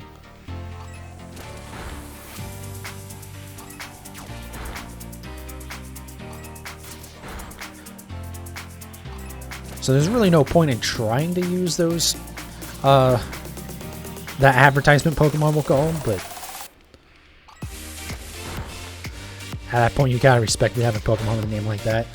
Yeah, it's a little on the nose though. It's mostly just a thing like, it's not about like who cares if the other person knows, because again, if you're at a high level with that, you have to assume at least half the Pokemon you're facing were genned, but like, yeah, we definitely are done with this sandwich. But it's just like, don't get banned for something really obvious, you know?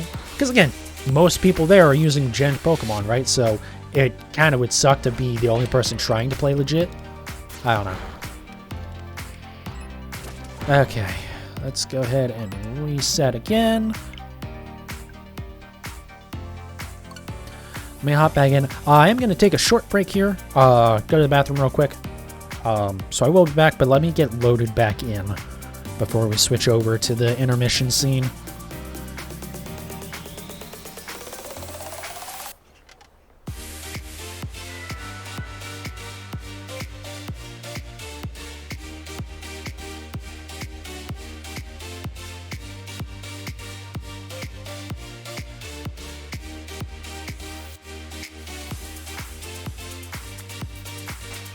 Okay, let's swap over to intermission, and I will be back in just a few minutes here.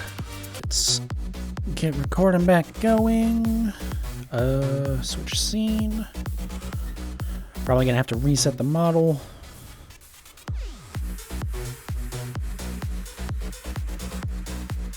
Alright, that was actually just about perfect still.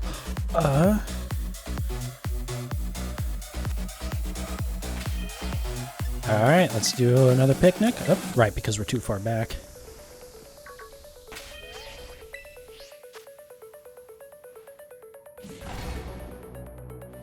Keep on forgetting that this save, I didn't realize I was in the, like on top of the wrong rock in the terrain. So I always forget to like move forward. Yep.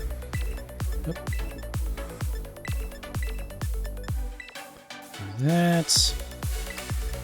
This again. So yeah, we'll do one or two more sandwiches tonight here.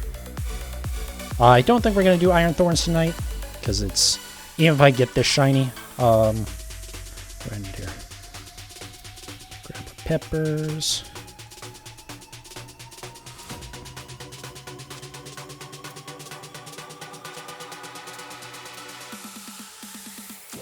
But yeah, we'll see. Hopefully I can get this tonight. I would definitely like to get it, but again, 1 in 1,000 odds. So we are definitely over that, because what we're at, 5 sandwiches now, so I was thinking about it, we're like probably over 400 encounters a sandwich, so we're definitely at like double odds at this point, but it's not the first time that's happened. I think it was I forget if it was Slowpoke or Zigzagoon or Galarian for these, by the way. It was one of those that I went like over triple odds on when I was breeding for Galarian forms. So, you know, they're still not that bad. And on it, this is definitely way faster as well. Typically, when I was doing that breeding, I would go through, you know, maybe like 300 or 400 in a night, not 300 or 400 in 30 minutes. I should see if anyone's found any other spots like this in this game.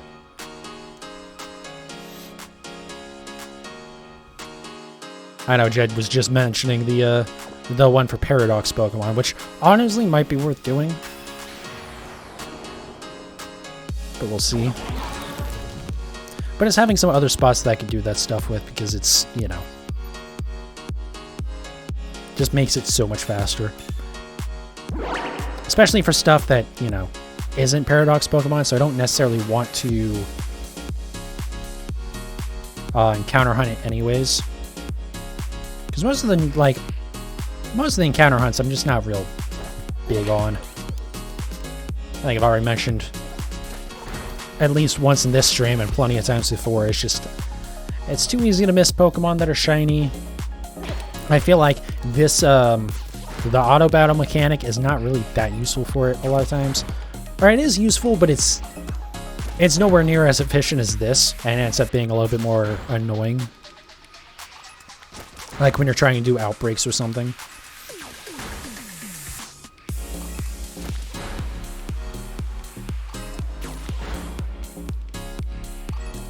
Plus, I don't know, I just prefer breeding.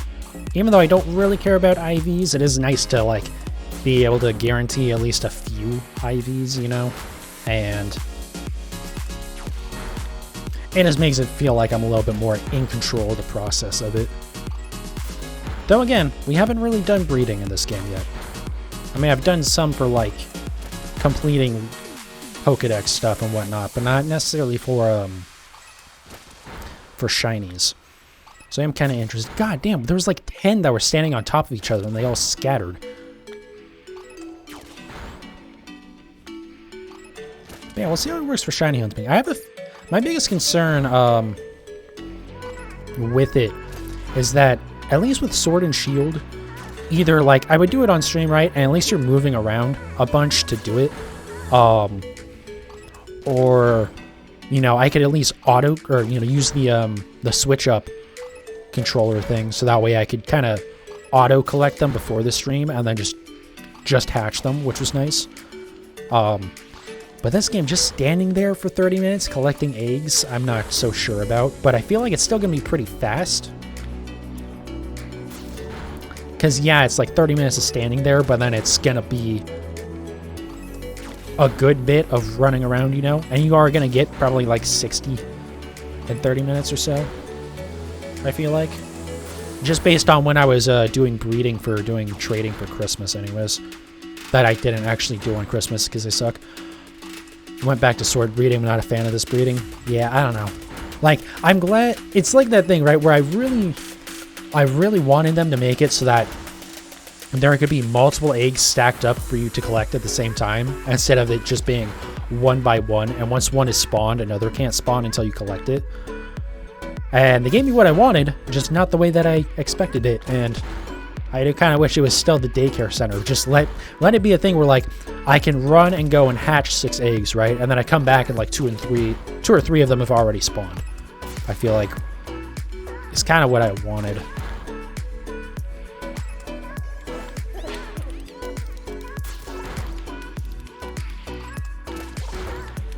And sort of get a constant rotation of eggs. Yeah. It's a big chunk of not hatching anything and then hatching a whole bunch.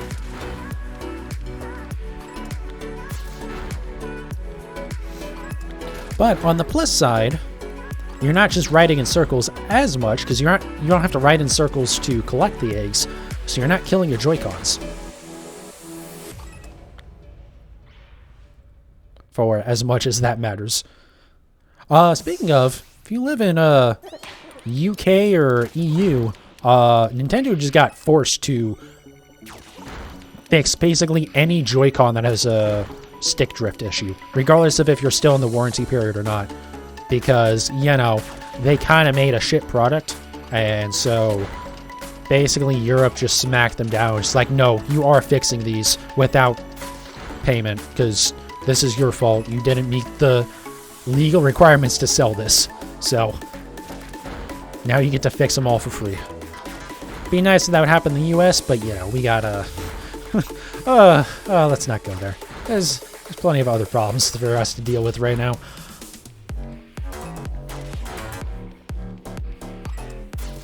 Actually, I want to say they might have gotten smacked down a couple of years ago about that in Australia as well. I might be misremembering that, though.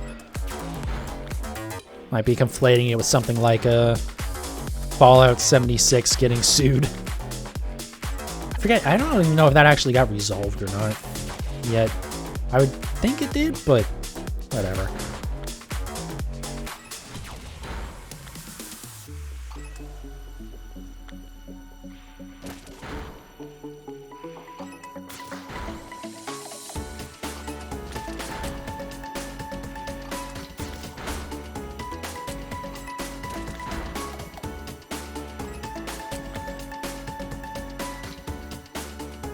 But yeah, man, I'll definitely breed all, like, the new Gen 9 Pokemon that I need in this.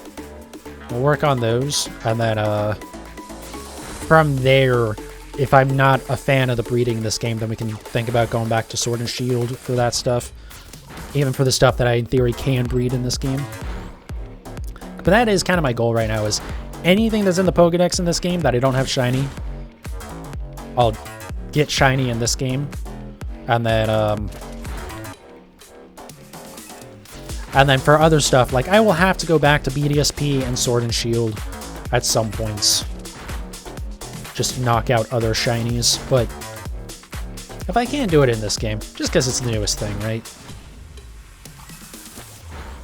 You use bread for starters, and that's kind of it for you. Yeah, I mean, for most people, I think a couple shinies of their favorite Pokemon is all they're gonna do. You know, most people aren't insane like me. It's like, yeah, maybe one day I'll have every Pokemon shiny. It'll probably be a very long time from now, especially with the legendary Pokemon. Oh, God, I hope they introduce a mechanic that I enjoy more for shiny hunting. The legendary Pokemon as opposed to Dynamax Adventures. Though, again, even if this game has just, like, straight-up Dynamax Adventures, But with this game's raid mechanics, I think it'll still potentially be better. Although maybe not. I don't know. But just like not having the AI be able to fuck you over is really nice. You're still on your hunt for Shining Rayquaza. God, I'm glad. Shining Rayquaza was the first Pokemon I did when Dynamax Adventures came out, and I got it pretty quickly. I was definitely under odds. And thank God for that, because I very quickly discovered that I really didn't enjoy him that much.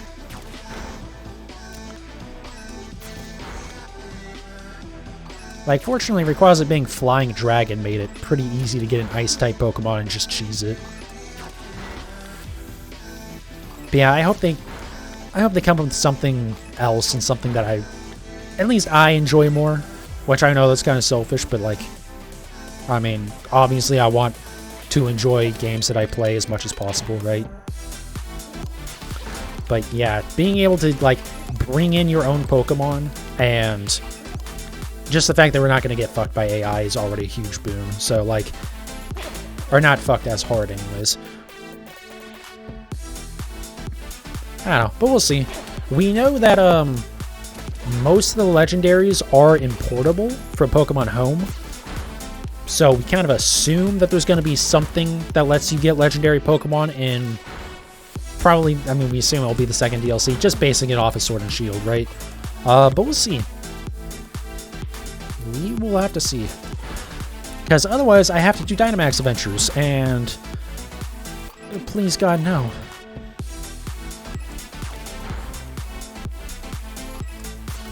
They bring back DEA, I would like to bring in my own Pokemon, make it less painful. Yeah.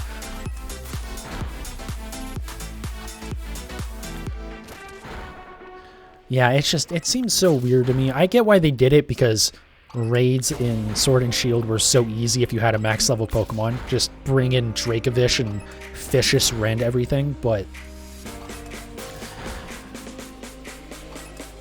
yeah, it's just so weird to me having a Pokemon mechanic where it's like, okay, you can't really control what Pokemon you have fun. It's like, that isn't that like completely opposite of what Pokemon is? Where it's like you collect Pokemon so you can use them to battle and do stuff. Again, I get it from like trying to make it not super easy.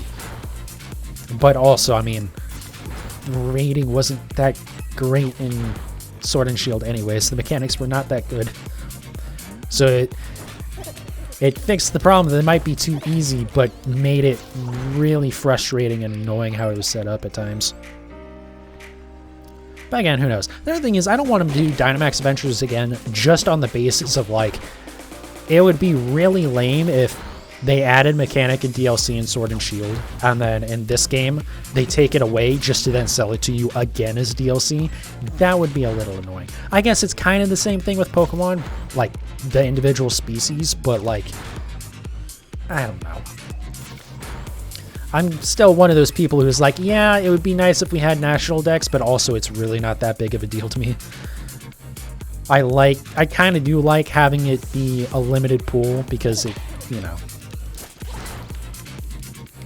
it makes it more interesting for competitive stuff, even though I say that as someone who doesn't do competitive, but I just feel like having a unique set of Pokemon for each game is more interesting to me. But again, it's also a thing of like, well, then it's really stupid that like a game comes out, but you have to go back to an older game to get shinies because the Pokemon you want to hunt isn't in this game.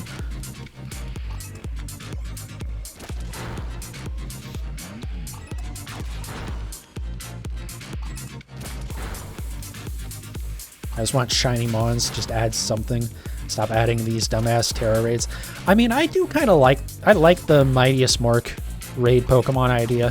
Having these like more difficult Pokemon that you have to plan for a little bit is cool. But yeah, I don't know why, at least on like the alternate ones, if not like the 7 stars, but when like this week we have Ditto, for instance, like add boosted Herba Mystica odds to that. Like, new 7-star raid.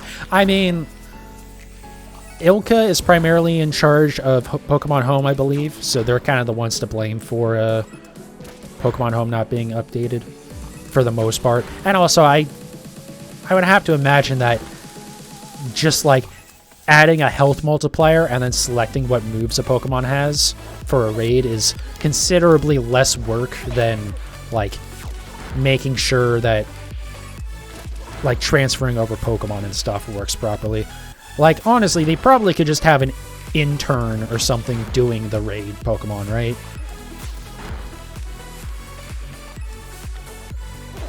But yeah, you would think that Pokemon Home would be a very distinct priority for them. But, you know, the Pokemon Company, yay!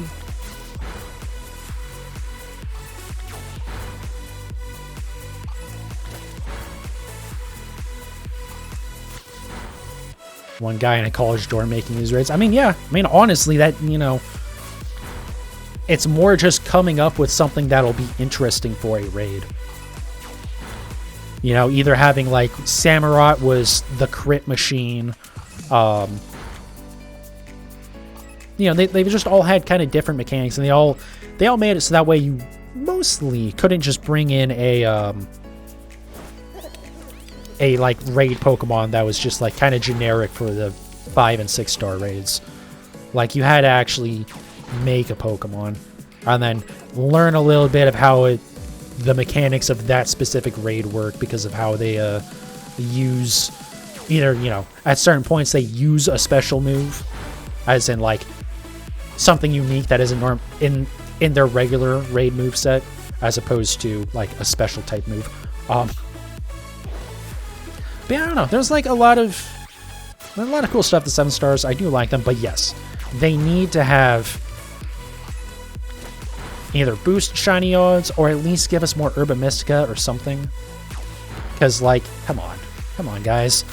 Like, that was by far one of the best things they did with raids in Sword and Shield, was having the typically at least like monthly event raid that gave out boosted shiny odds. And I mean, they made this game easier to reset. Well, I guess maybe not easier to reset, because you can't just like sit in front of a specific den and date reset like you could in Sword and Shield. But also, Sword and Shield, you had to trick the game into letting you do that, because typically if you just changed the date, it wouldn't just change the raids. You had to like do the online search, or not necessarily online, but you had to like search for a team and stuff, so you had to trick it. Whereas this game, you can just change the date, it'll just give you new raids.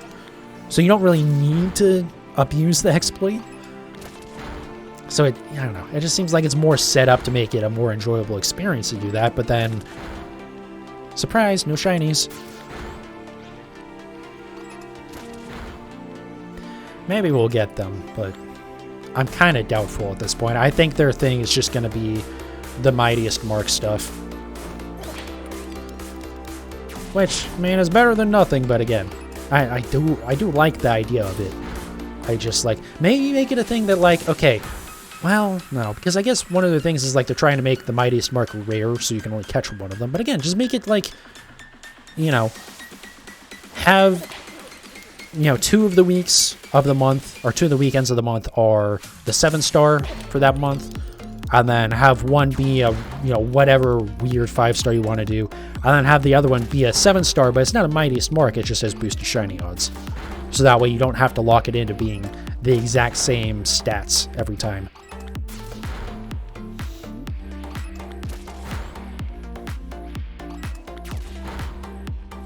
Because that was the thing with at least most of them so far. I want to say Paradox Suicune and Paradox Virizion were,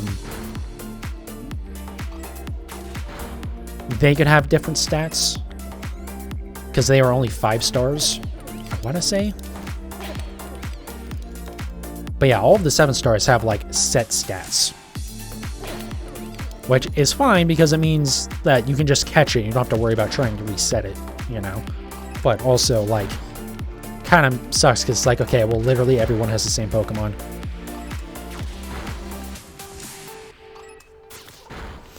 You didn't even get the new Paradox Legendaries, because you just want shinies. Yeah, I mean, also, those will probably be in the DLC. Like, they have said that in the, like, event page for it or whatever, they said they'll be available at a later point in time as well. So yeah, I mean, you'll be able to get them anyways. But, you know, I like having my living dex as complete as possible. With my, I guess right now I'm just missing Koraidon.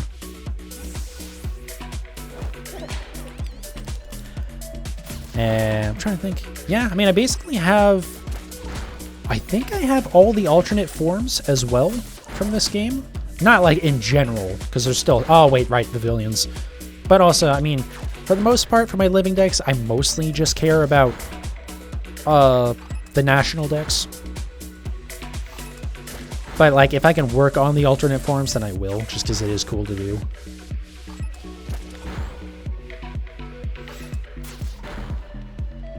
I really wish some of those Pokedex trackers, specifically Super Effective, since that's the one that I use now, would let you just customize your organization instead of just having their presets.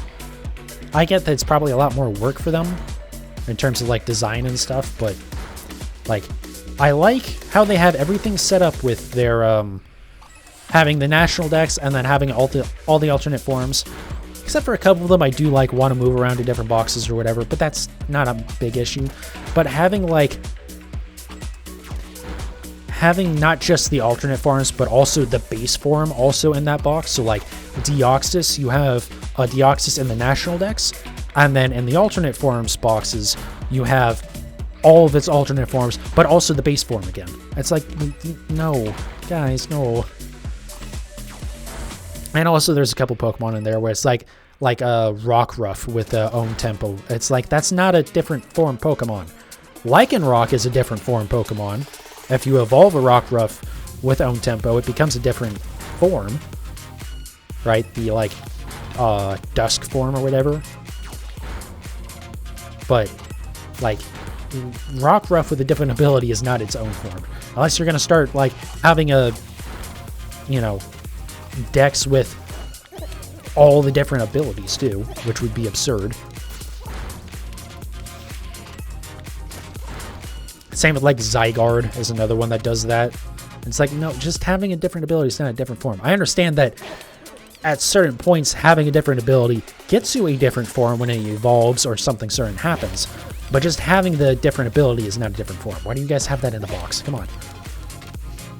Like, ultimately, you know, it's their websites or whatever, and it's either that or use go back to Pokedex Tracker, which takes it takes way longer for them to update than it takes for Pokemon Home to get updated, which is impressive.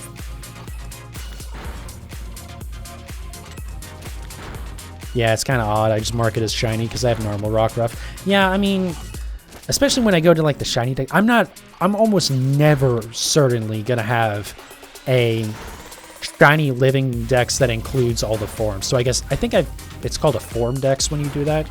That will almost certainly never happen. If I ever have a, like, shiny living dex, then I will work on those a little bit, but, like, getting all those shiny Alcremie and Unknown, God, like, Alcremie isn't as bad, right? Because I can just get a bunch of shiny Milcery, and then I control what form it takes. But repeatedly getting shiny Unknown that are, like, duplicates that I already have is going to get old. Same with, like, Vivillon. Although right now there's not even really a way to do Vivillon for shiny hunting and the Switch.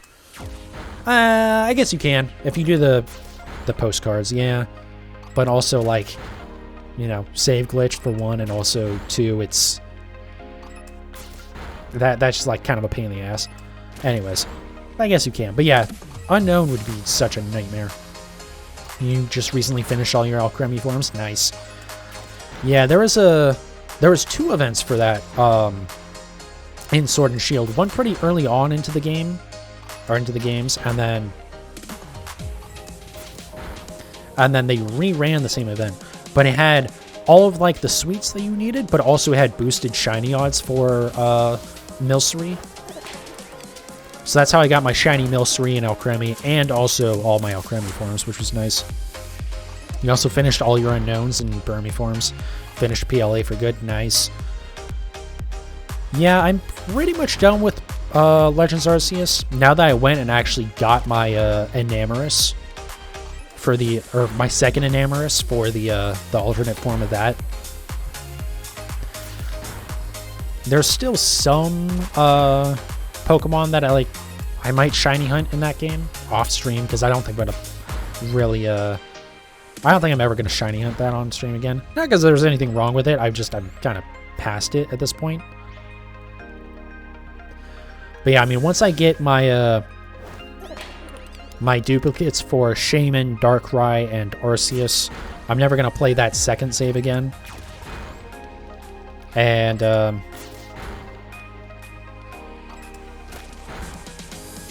yeah, I don't know. It's like everything that's left to shiny hunt, I can shiny hunt somewhere else, so I don't really care about Legends Arceus. So if I ever need more drive space on my Switch, that'll probably be first on the chopping block.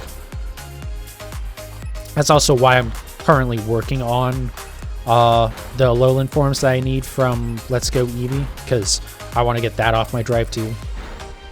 You got a couple dupes while going around for them and miss that shiny sound. Yeah, that is like the biggest, probably is my biggest disappointment with this game, was that going away. Like, that by itself would make me want to do encounter hunts, because it just makes it it's just satisfying by itself, and it just makes it so much less nerve-wracking about, like, I don't know, did I get a shiny? Don't know.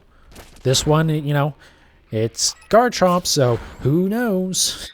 You know, it's just yeah. We'll see. Maybe they'll bring it back for the DLC. Like, as stupid as that sounds, I mean, they added in Pokemon following you in the DLC for Sword and Shield. So it never got added back to the base game, but who knows. I feel like it would make more sense, though, for them to just add it as an update, because I feel like the mechanic of playing it when there's a shiny is nice. Well, not just, sorry, I got myself all confused. It's just, it feels like that would be a change to a core mechanic, whereas Pokemon following you would be a little bit different.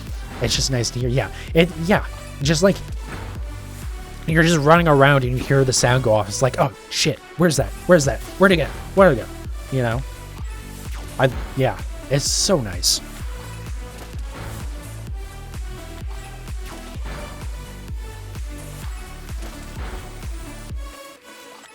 And that's the thing, like, the odds aren't any worse in this game, at least for, like, the base playthrough. Obviously, once you do Shiny Charm and get to rank 10 in the research and stuff, you know, the Legends Arceus rates can get pretty good. Although, honestly, just for running around in the world, they're not that much better than, like, 512, I don't think. So there is kind of this thing where it's like, well, playing through this game twice, playing through Scarlet and Violet once each, I almost certainly have run past like 2 or 3 shinies without knowing.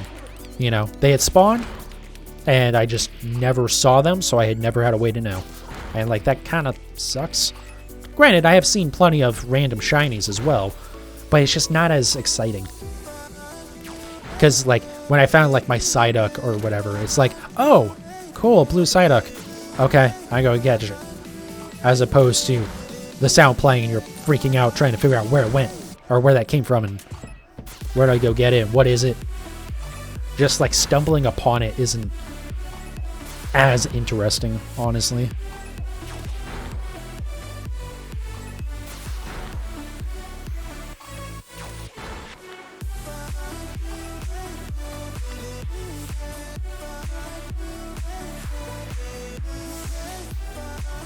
But I wonder if someone at Game Freak that was part of like the A-Team, if you can call any group of people at Game Freak an A-Team, because again, it is Game Freak.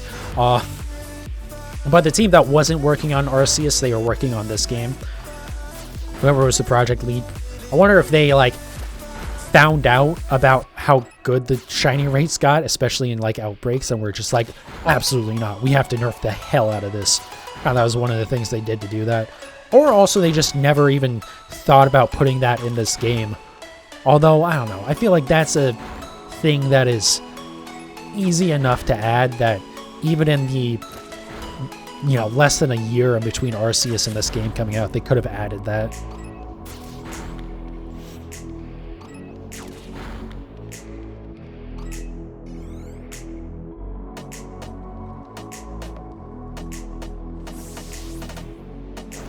But I don't know. Unfortunately, at the end of the day, we don't have either a particle effect or the sound in this game, which is so weird. Like, even Let's Go Eevee had the particle effect around it, right? Where it had kind of stars coming off of it, so you could, even if it was a very similar shiny, you could still tell that it was shiny. And like, okay, even if they don't want you to just hear the sound and start looking for a shiny Pokemon, at least, like, if you saw it, you would know. I don't know.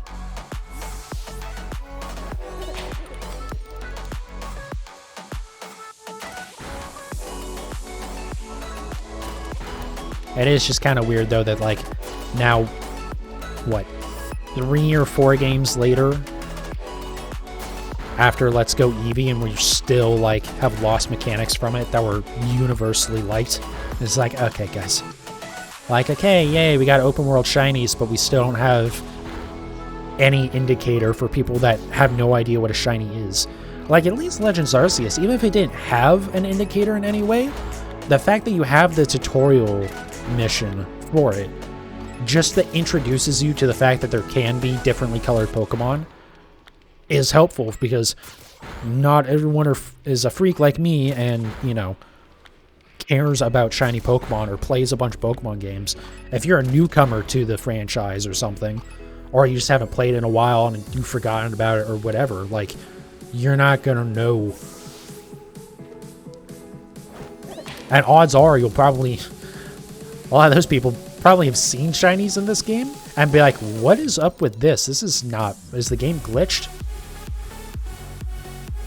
I feel like more people that we know care about shiny Pokemon. I'm sure it's a good number of people, but like a very huge number of people who play this are just going to be casual, or just, you know, like kids who are just getting their first Pokemon game and they don't have any idea what a shiny is because they're like 7. So like, I'm 7. What is this? You know, it just, I don't know. I just feel like there does need to be something, because otherwise you just don't know. Is that one? There's one in the back there. No, it's not. It's just the lighting was reflecting off it weird. There's some more extreme of those. Yeah, I mean, again, there's definitely, like, people who, like, know what a shiny is but don't care to shiny hunt, but it's like, holy shit, I got a shiny, that's awesome. And there's people like me who sit here like degenerates and hunt for them specifically for hundreds of hours. Okay, thanks, Golden Go. Want to go hit that? Thank you.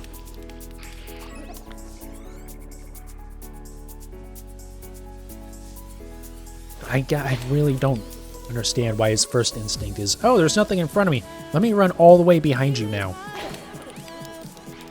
We are degens. Wow. Yeah. I was going to say me specifically, but no, you've done plenty of shiny hunting too. Maybe not as actually, I don't know. You've probably done more. I mostly only do shiny hunting on stream nowadays, so honestly, since I started streaming, so it's honestly not as much as it could be, but whatever.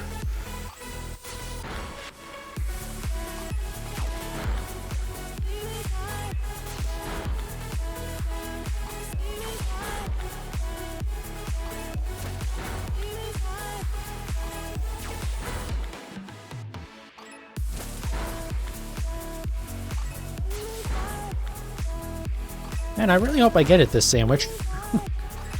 Because we're already at like double odds. We're probably approaching like 2,500 encounters.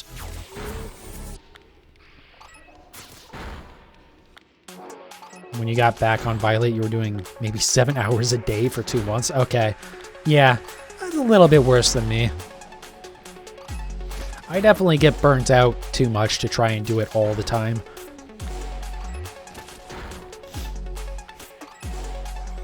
As nice as it kind of was when I didn't have internet for a week, a couple weeks ago, I was just playing through Legends Arceus again, because I was like, well, I have nothing else I can do right now, so I might as well just do this. Oh, yep, there we go. We're at the end of the sandwich. So what is that? Is that 3 or 4 sandwiches tonight? I'm actually not sure. I want to say that's 4 sandwiches tonight. So we're at like 6, so we're definitely approaching like 2,500 encounters. That Bagon's not. No. Alright, let's go ahead and reset. We're back on Sword. Got Shiny Sceptile line done. Now working on Ivysaur to finish the line. I forget, did I finish my Ivysaur line? I want to say I did. I don't remember if I finished my my Bulba line. I want to say I did. I honestly don't remember though.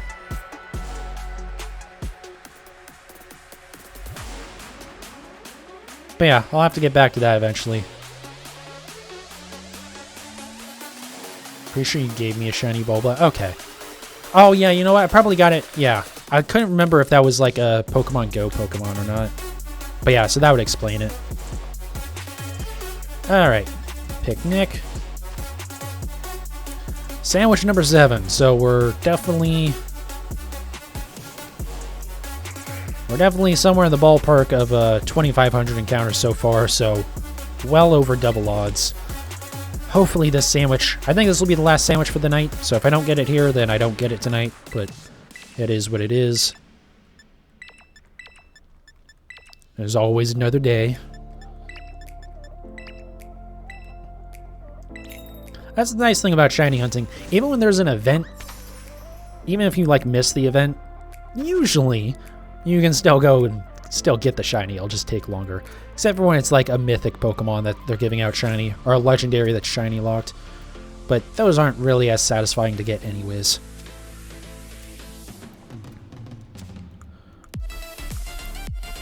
Like, I was happy that I got my shiny Zacian and Zamazenta and Eternatus and stuff like that, but did I really care that much? No, because I just, like, went to GameStop and got a code for it, you know?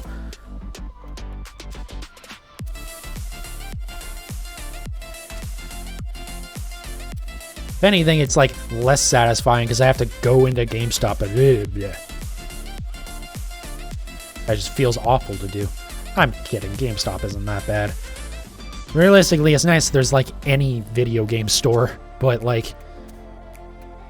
At least it wasn't like Target or something. But it is a thing where it's like going in there being, you know, well into my 20s. And be like, do you have a code for the Pokemon game?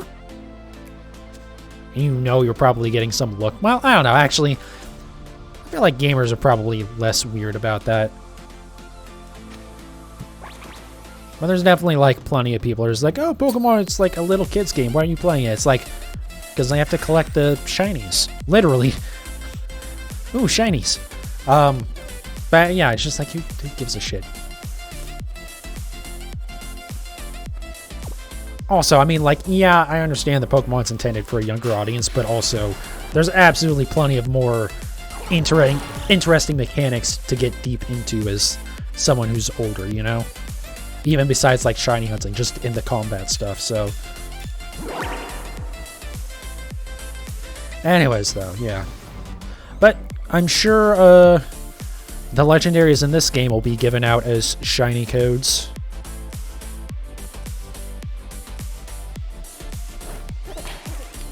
Dang that they're all shiny locked again.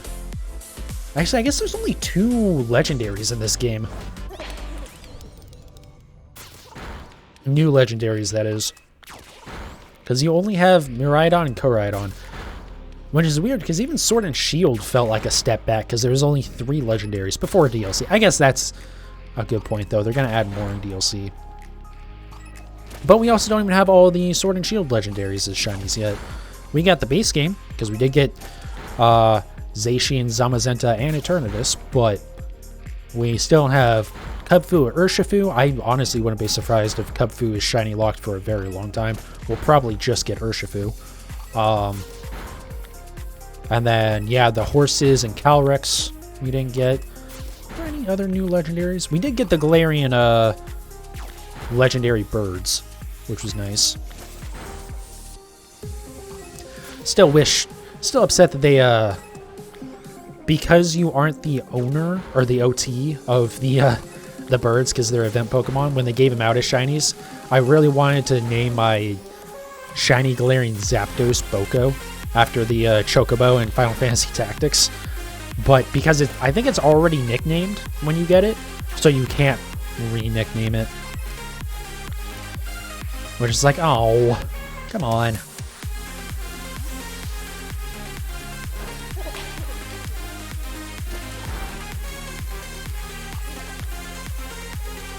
And even that, God, the shiny, getting those shiny was stupid. Like, I do like them tying, like, doing some sort of, like, actual in-game event to getting a shiny Pokemon. Hey, what's up, the goat? Welcome in. So, like, I like that you got the shiny Galarian birds from doing, like, the competitive tournaments. Or basically, like, you know, you just had to participate, right? But what was stupid is that every other time there was like a special reward from one of those. You just had to do one battle, right? That's it. You just had to participate in one battle, and you got your reward at the end of that competition. But for some reason, and they didn't even actually say it, you had to do 3 battles for the Galarian birds. So it's just like, oh, cool. Like, I can't imagine how many people missed that because they just did one battle and I was like, okay, I got it, and then they didn't get it at the end of the weekend. It's like, oh, what happened? It's like, oh yeah, for some reason we arbitrarily made it 3 and didn't tell anyone. Damn it, I didn't mean to actually hit that button.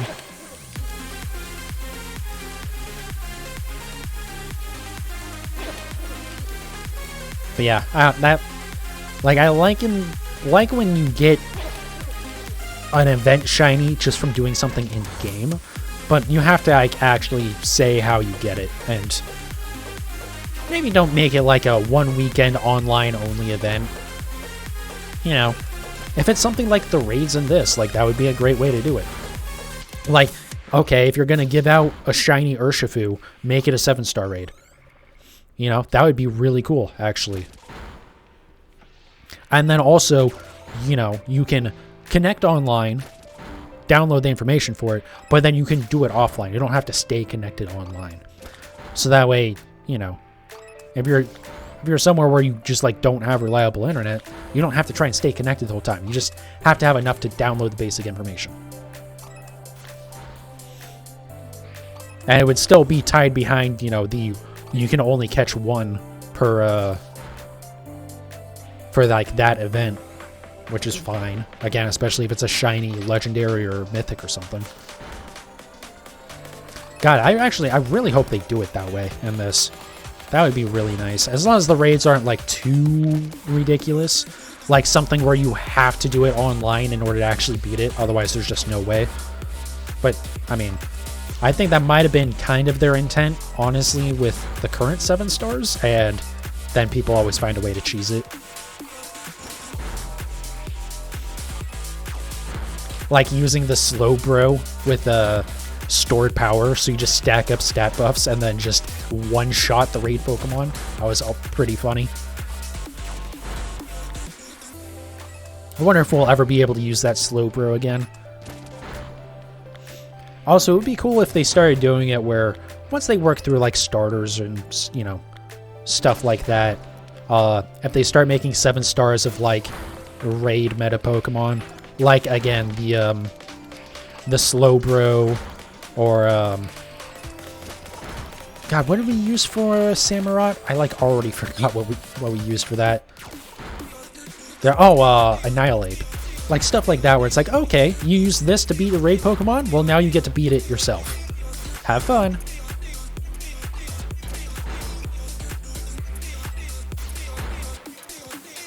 But again, most importantly, boosted shiny odds would be great. That was just like such a good part of Sword and Shield. It's such a shame they like apparently don't want to do that. Even if it was just like Herba Mystica. Honestly, Herba Mystica might be better if you had like a bonus Herba Mystica from the 7 stars. Because then it's like, okay, well, you aren't necessarily shiny hunting the 7-star Pokemon, but you can just go shiny hunt whenever you want easier now. Instead of having to farm for Herba Mystica constantly, because God, Herba Mystica like sucks. Is that one at the back now?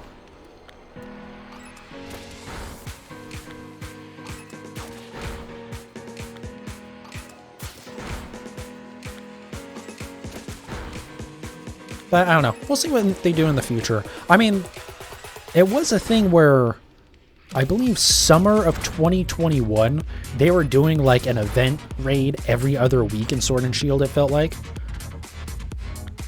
And like they always had shiny odds. And not necessarily every raid had shiny odds originally. Or boosted shiny odds, that is. So like, you know, they can always change how they're doing the raids. It would just be really nice if they would start doing that soon.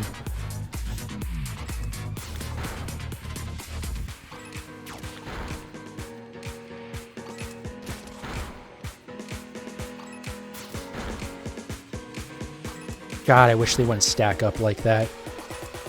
Because there's just like, there's probably 5 in that one spot right now. And you just like can't see if there's a shiny in that stack.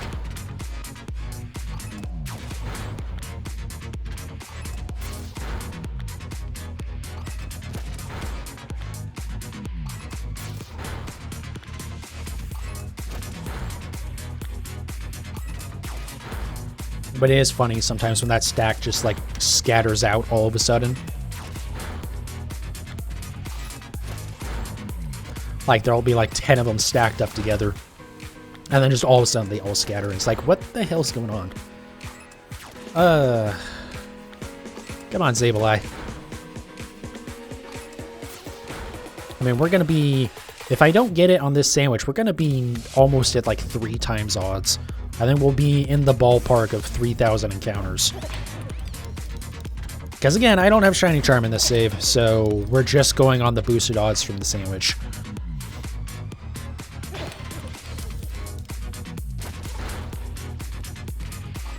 It really might be worth it at this point for me to consider just like working on the easy stuff for the Pokedex and then just use one of the Twitch Pokemon generating channels just to get it real quick.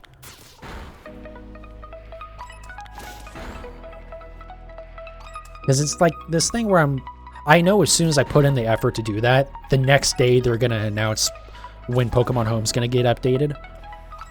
But also, like, if I don't do it, then it's going to be another, like, 2 months.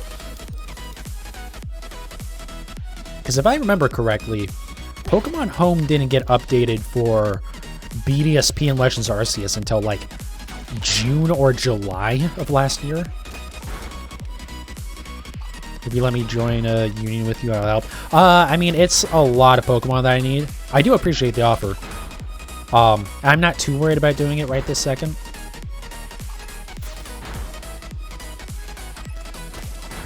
But yeah, maybe, again, if I get to doing it in the future. And, I mean, we have to be close to Pokemon Home. They said spring of 2023 originally. So I would have to imagine should be by end of May. I mean, it should have been by end of January at the latest, but again, the Pokemon Company.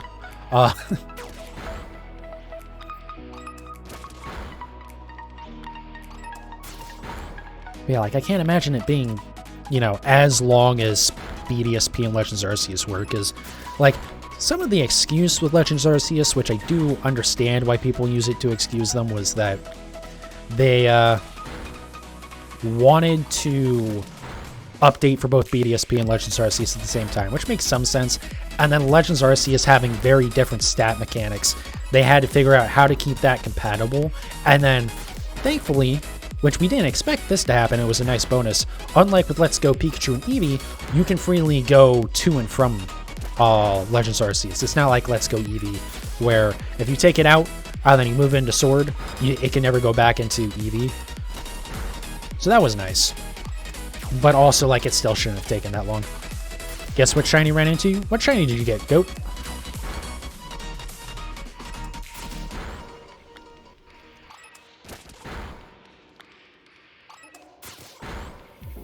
Cyclizard. Oh, nice.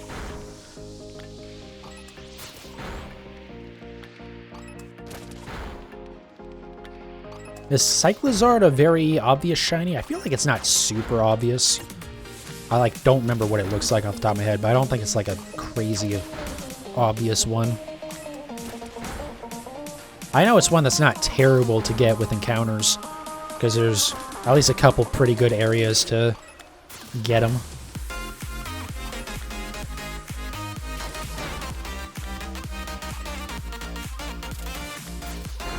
It is tellable. Nice. Well, congrats on it. Either way.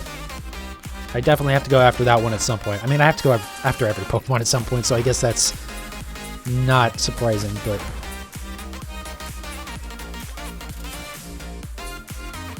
Where are we going, Golden Go? There we go.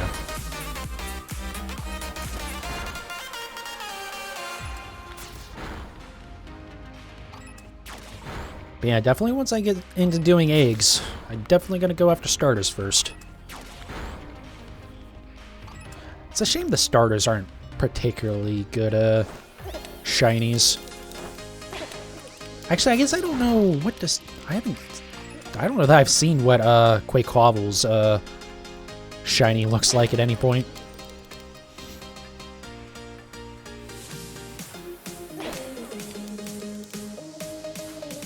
Yeah, I have no idea. I know, like, Masquerada, I think is just darker green, and Skeledirge is just, like, pink.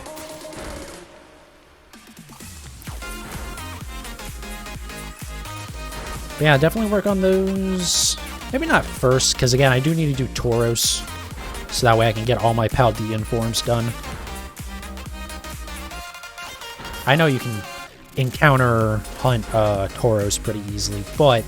Well, you can only do, like, the combat form pretty easily. And then, I say easily. It's easy to do the encounters part of it. Actually telling that it's shiny, not so easy. So that's definitely one I want to breed.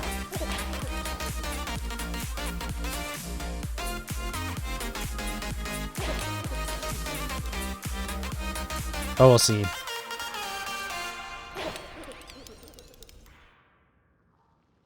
Come on, one of you get close enough to aggro gold. There we go. I am kind of getting the point with the whole, like, save glitch issue. Being that it is very rare and it seems to be almost completely just related to connecting to Pokemon Go. I mean, I've not really heard anything about it since that information came out. I feel like someone like Austin John plays, there is, like, you know, a lot of people having an issue without connecting Pokemon Go. We probably know about it by now. Or, you know, a lot of the Pokemon creators would probably be saying something about it, right? But I might honestly just make a list of the shinies that I have in Scarlet and just say, screw it, let's just start doing egg hunts. Because as much as I don't want to individually release every Pokemon, it's definitely a lot easier to release a bunch of bred Pokemon with Pokemon Home. But realistically, if I don't get the shiny Pokemon in a set of eggs, I can just reset and those eggs are gone anyways.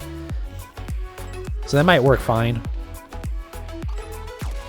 And, I mean, I do really want to get into doing egg hunts. But we'll see. We'll wait until after I get all the Paradox Pokemon in Violet here. So that'll probably be at least a couple more weeks, especially with how this hunt is going. It could be a couple more months until I even start the Paradox Pokemon. Oh, please God, no. Please God, no.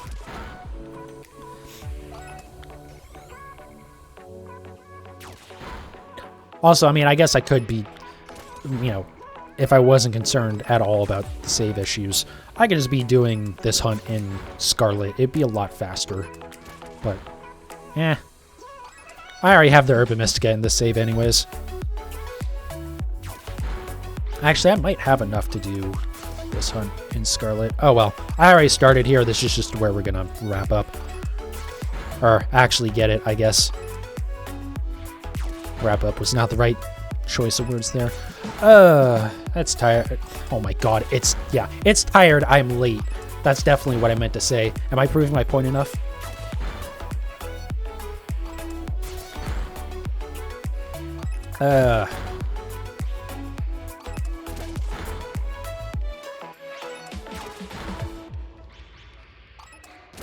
I am interested to see if we're gonna have any legendaries in the DLC be version exclusive, or even not even necessarily. I guess, yeah, I guess in with the DLC in Sword and Shield, they weren't version exclusive, but there were. You could only choose like one of two per save. So like for Urshifu, you had to choose between the water and the dark form. But you can get either one in either version of the game. You just had to pick one. So you could just play through it again. And then same with the horses from Crown Tundra. I'm trying to think. Oh, there were some version exclusives for the legendaries in... God, come on, use your words, jackass. In Dynamax Adventures. I mean, there were other version exclusives, but you could just import them in from Pokemon Home, so it didn't matter because they were breedable.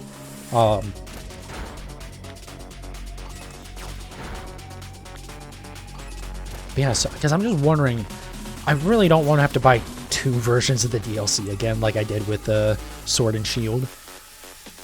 But honestly, I might not need to.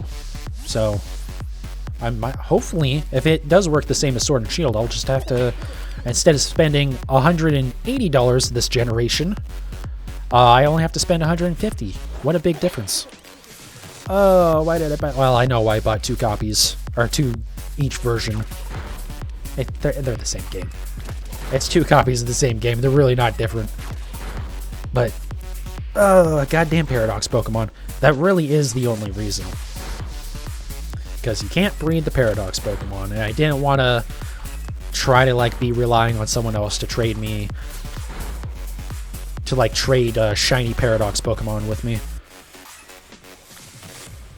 I mean, granted, I've already put so many hours into these games. It's not like I haven't gotten my money's worth out of them.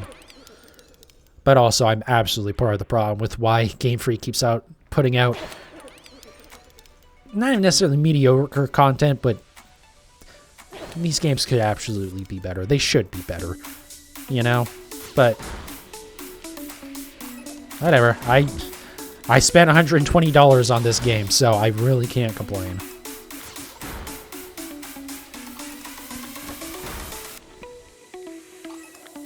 I should also look, before we wrap up tonight, see how many hours I've actually put into these games. Because it's a good number already, for sure.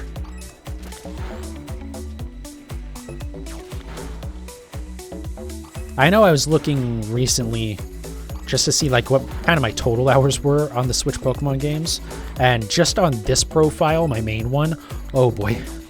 Oh no, that's a lot. It is so much. It's harder to tell with my second profile because I never actually created a Nintendo account for that one. It's just a Switch profile. It doesn't have any account or anything tied to it, so it doesn't actually show the hours in your profile.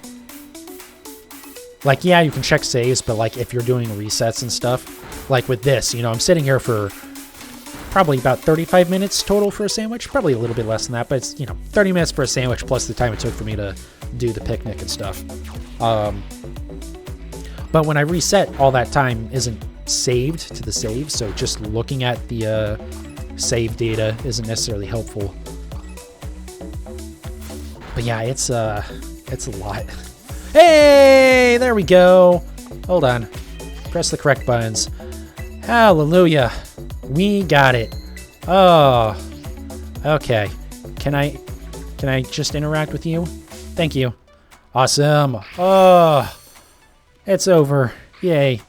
Only took probably around 3,000 encounters, but we got it. Quick ball. I mean, quick ball doesn't even... It's not too bad for this. It at least has yellow on it. Hey! It's finally over. Only around 3 times odds. No worries. No worries there. Hallelujah. We finally got it back. Send to box. I'm gonna guess we're gonna go straight into an encounter. Really? I hadn't caught a Sableye in the save yet? Yep, there we go. Right into another battle. Thank you, Scarlet and Violet, for that wonderful mechanic. I would have assumed I would have at least, like, caught one again. I guess, to be fair, I didn't have any Sableye gems. So I guess that makes sense. God, why do I keep on trying to press the emote button? I know why, because the Legends Arceus. But still. Oh, that one really wanted to get on top of me. That sounded very wrong. Just ignore me saying that, please. Just wipe that from your minds.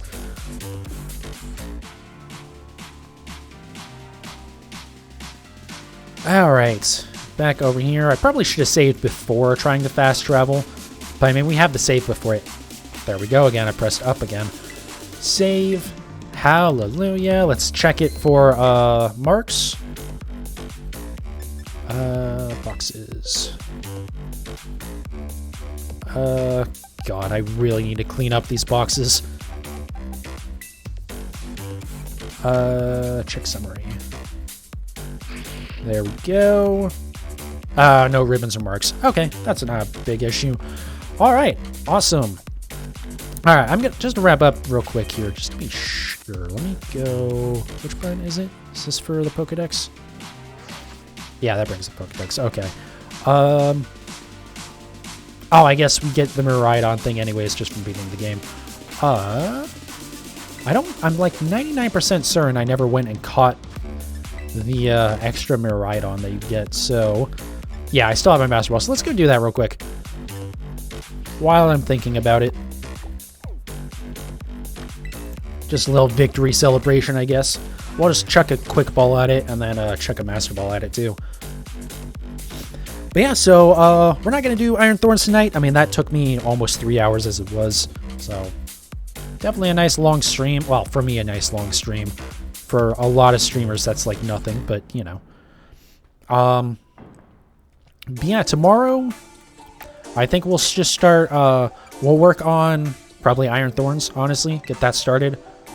Catch me right on a Pokeball. I would like to wrap up the stream within the next decade. But yeah, no, we'll just do a quick ball and then a Master Ball. I mean, Master Ball works really well for Miraidon anyways. In terms of, like, how it looks. That was weird. Why did they fade in and out for a second there? But yeah, tomorrow we'll work on Iron Hands. Saturday, by the way, thank you, Goat, for following. I do have my... I wasn't, like, paying attention if the alert came up. I must have, I just wasn't paying attention. But anyways, thank you again. Yeah, a little shiny hunting tomorrow. Saturday, we're going to play some Pokemon Snap, the original, the N64 one. Not going to do a full playthrough, just kind of checking it out on, in terms of the Nintendo Switch Online stuff. Actually, I like to try and check out 1 or 2 of those games every weekend. Typically on Fridays or Saturdays, but it'll be Saturday this weekend. And then Sunday,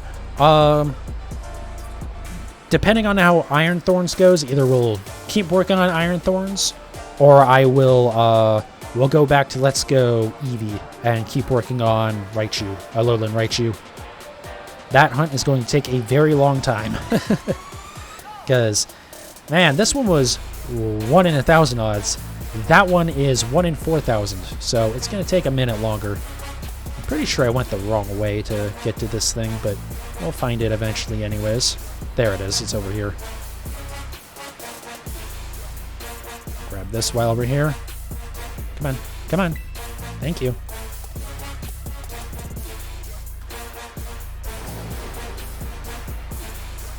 But yeah, anyways, that's kind of the plan for the upcoming week here.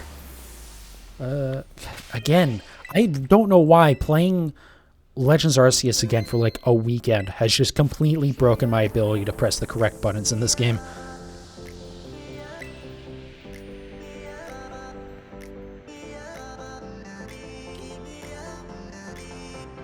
Yeah, this Pokemon was just like designed for a Master Ball. I kind of honestly don't even want to like throw the Quick Ball at it, to be honest. Like, I kind of like the idea of, you know, like not using a Master Ball for a Pokemon, but also, God, it just like looks so perfect. Okay, well, it doesn't matter. We're gonna use the Master Ball anyways.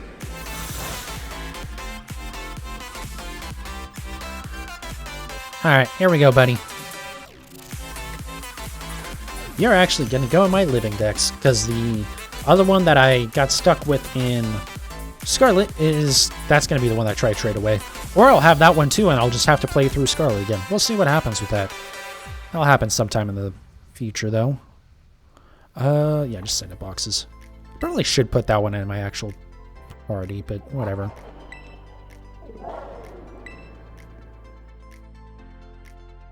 See, those two are already getting along. All right, let's go.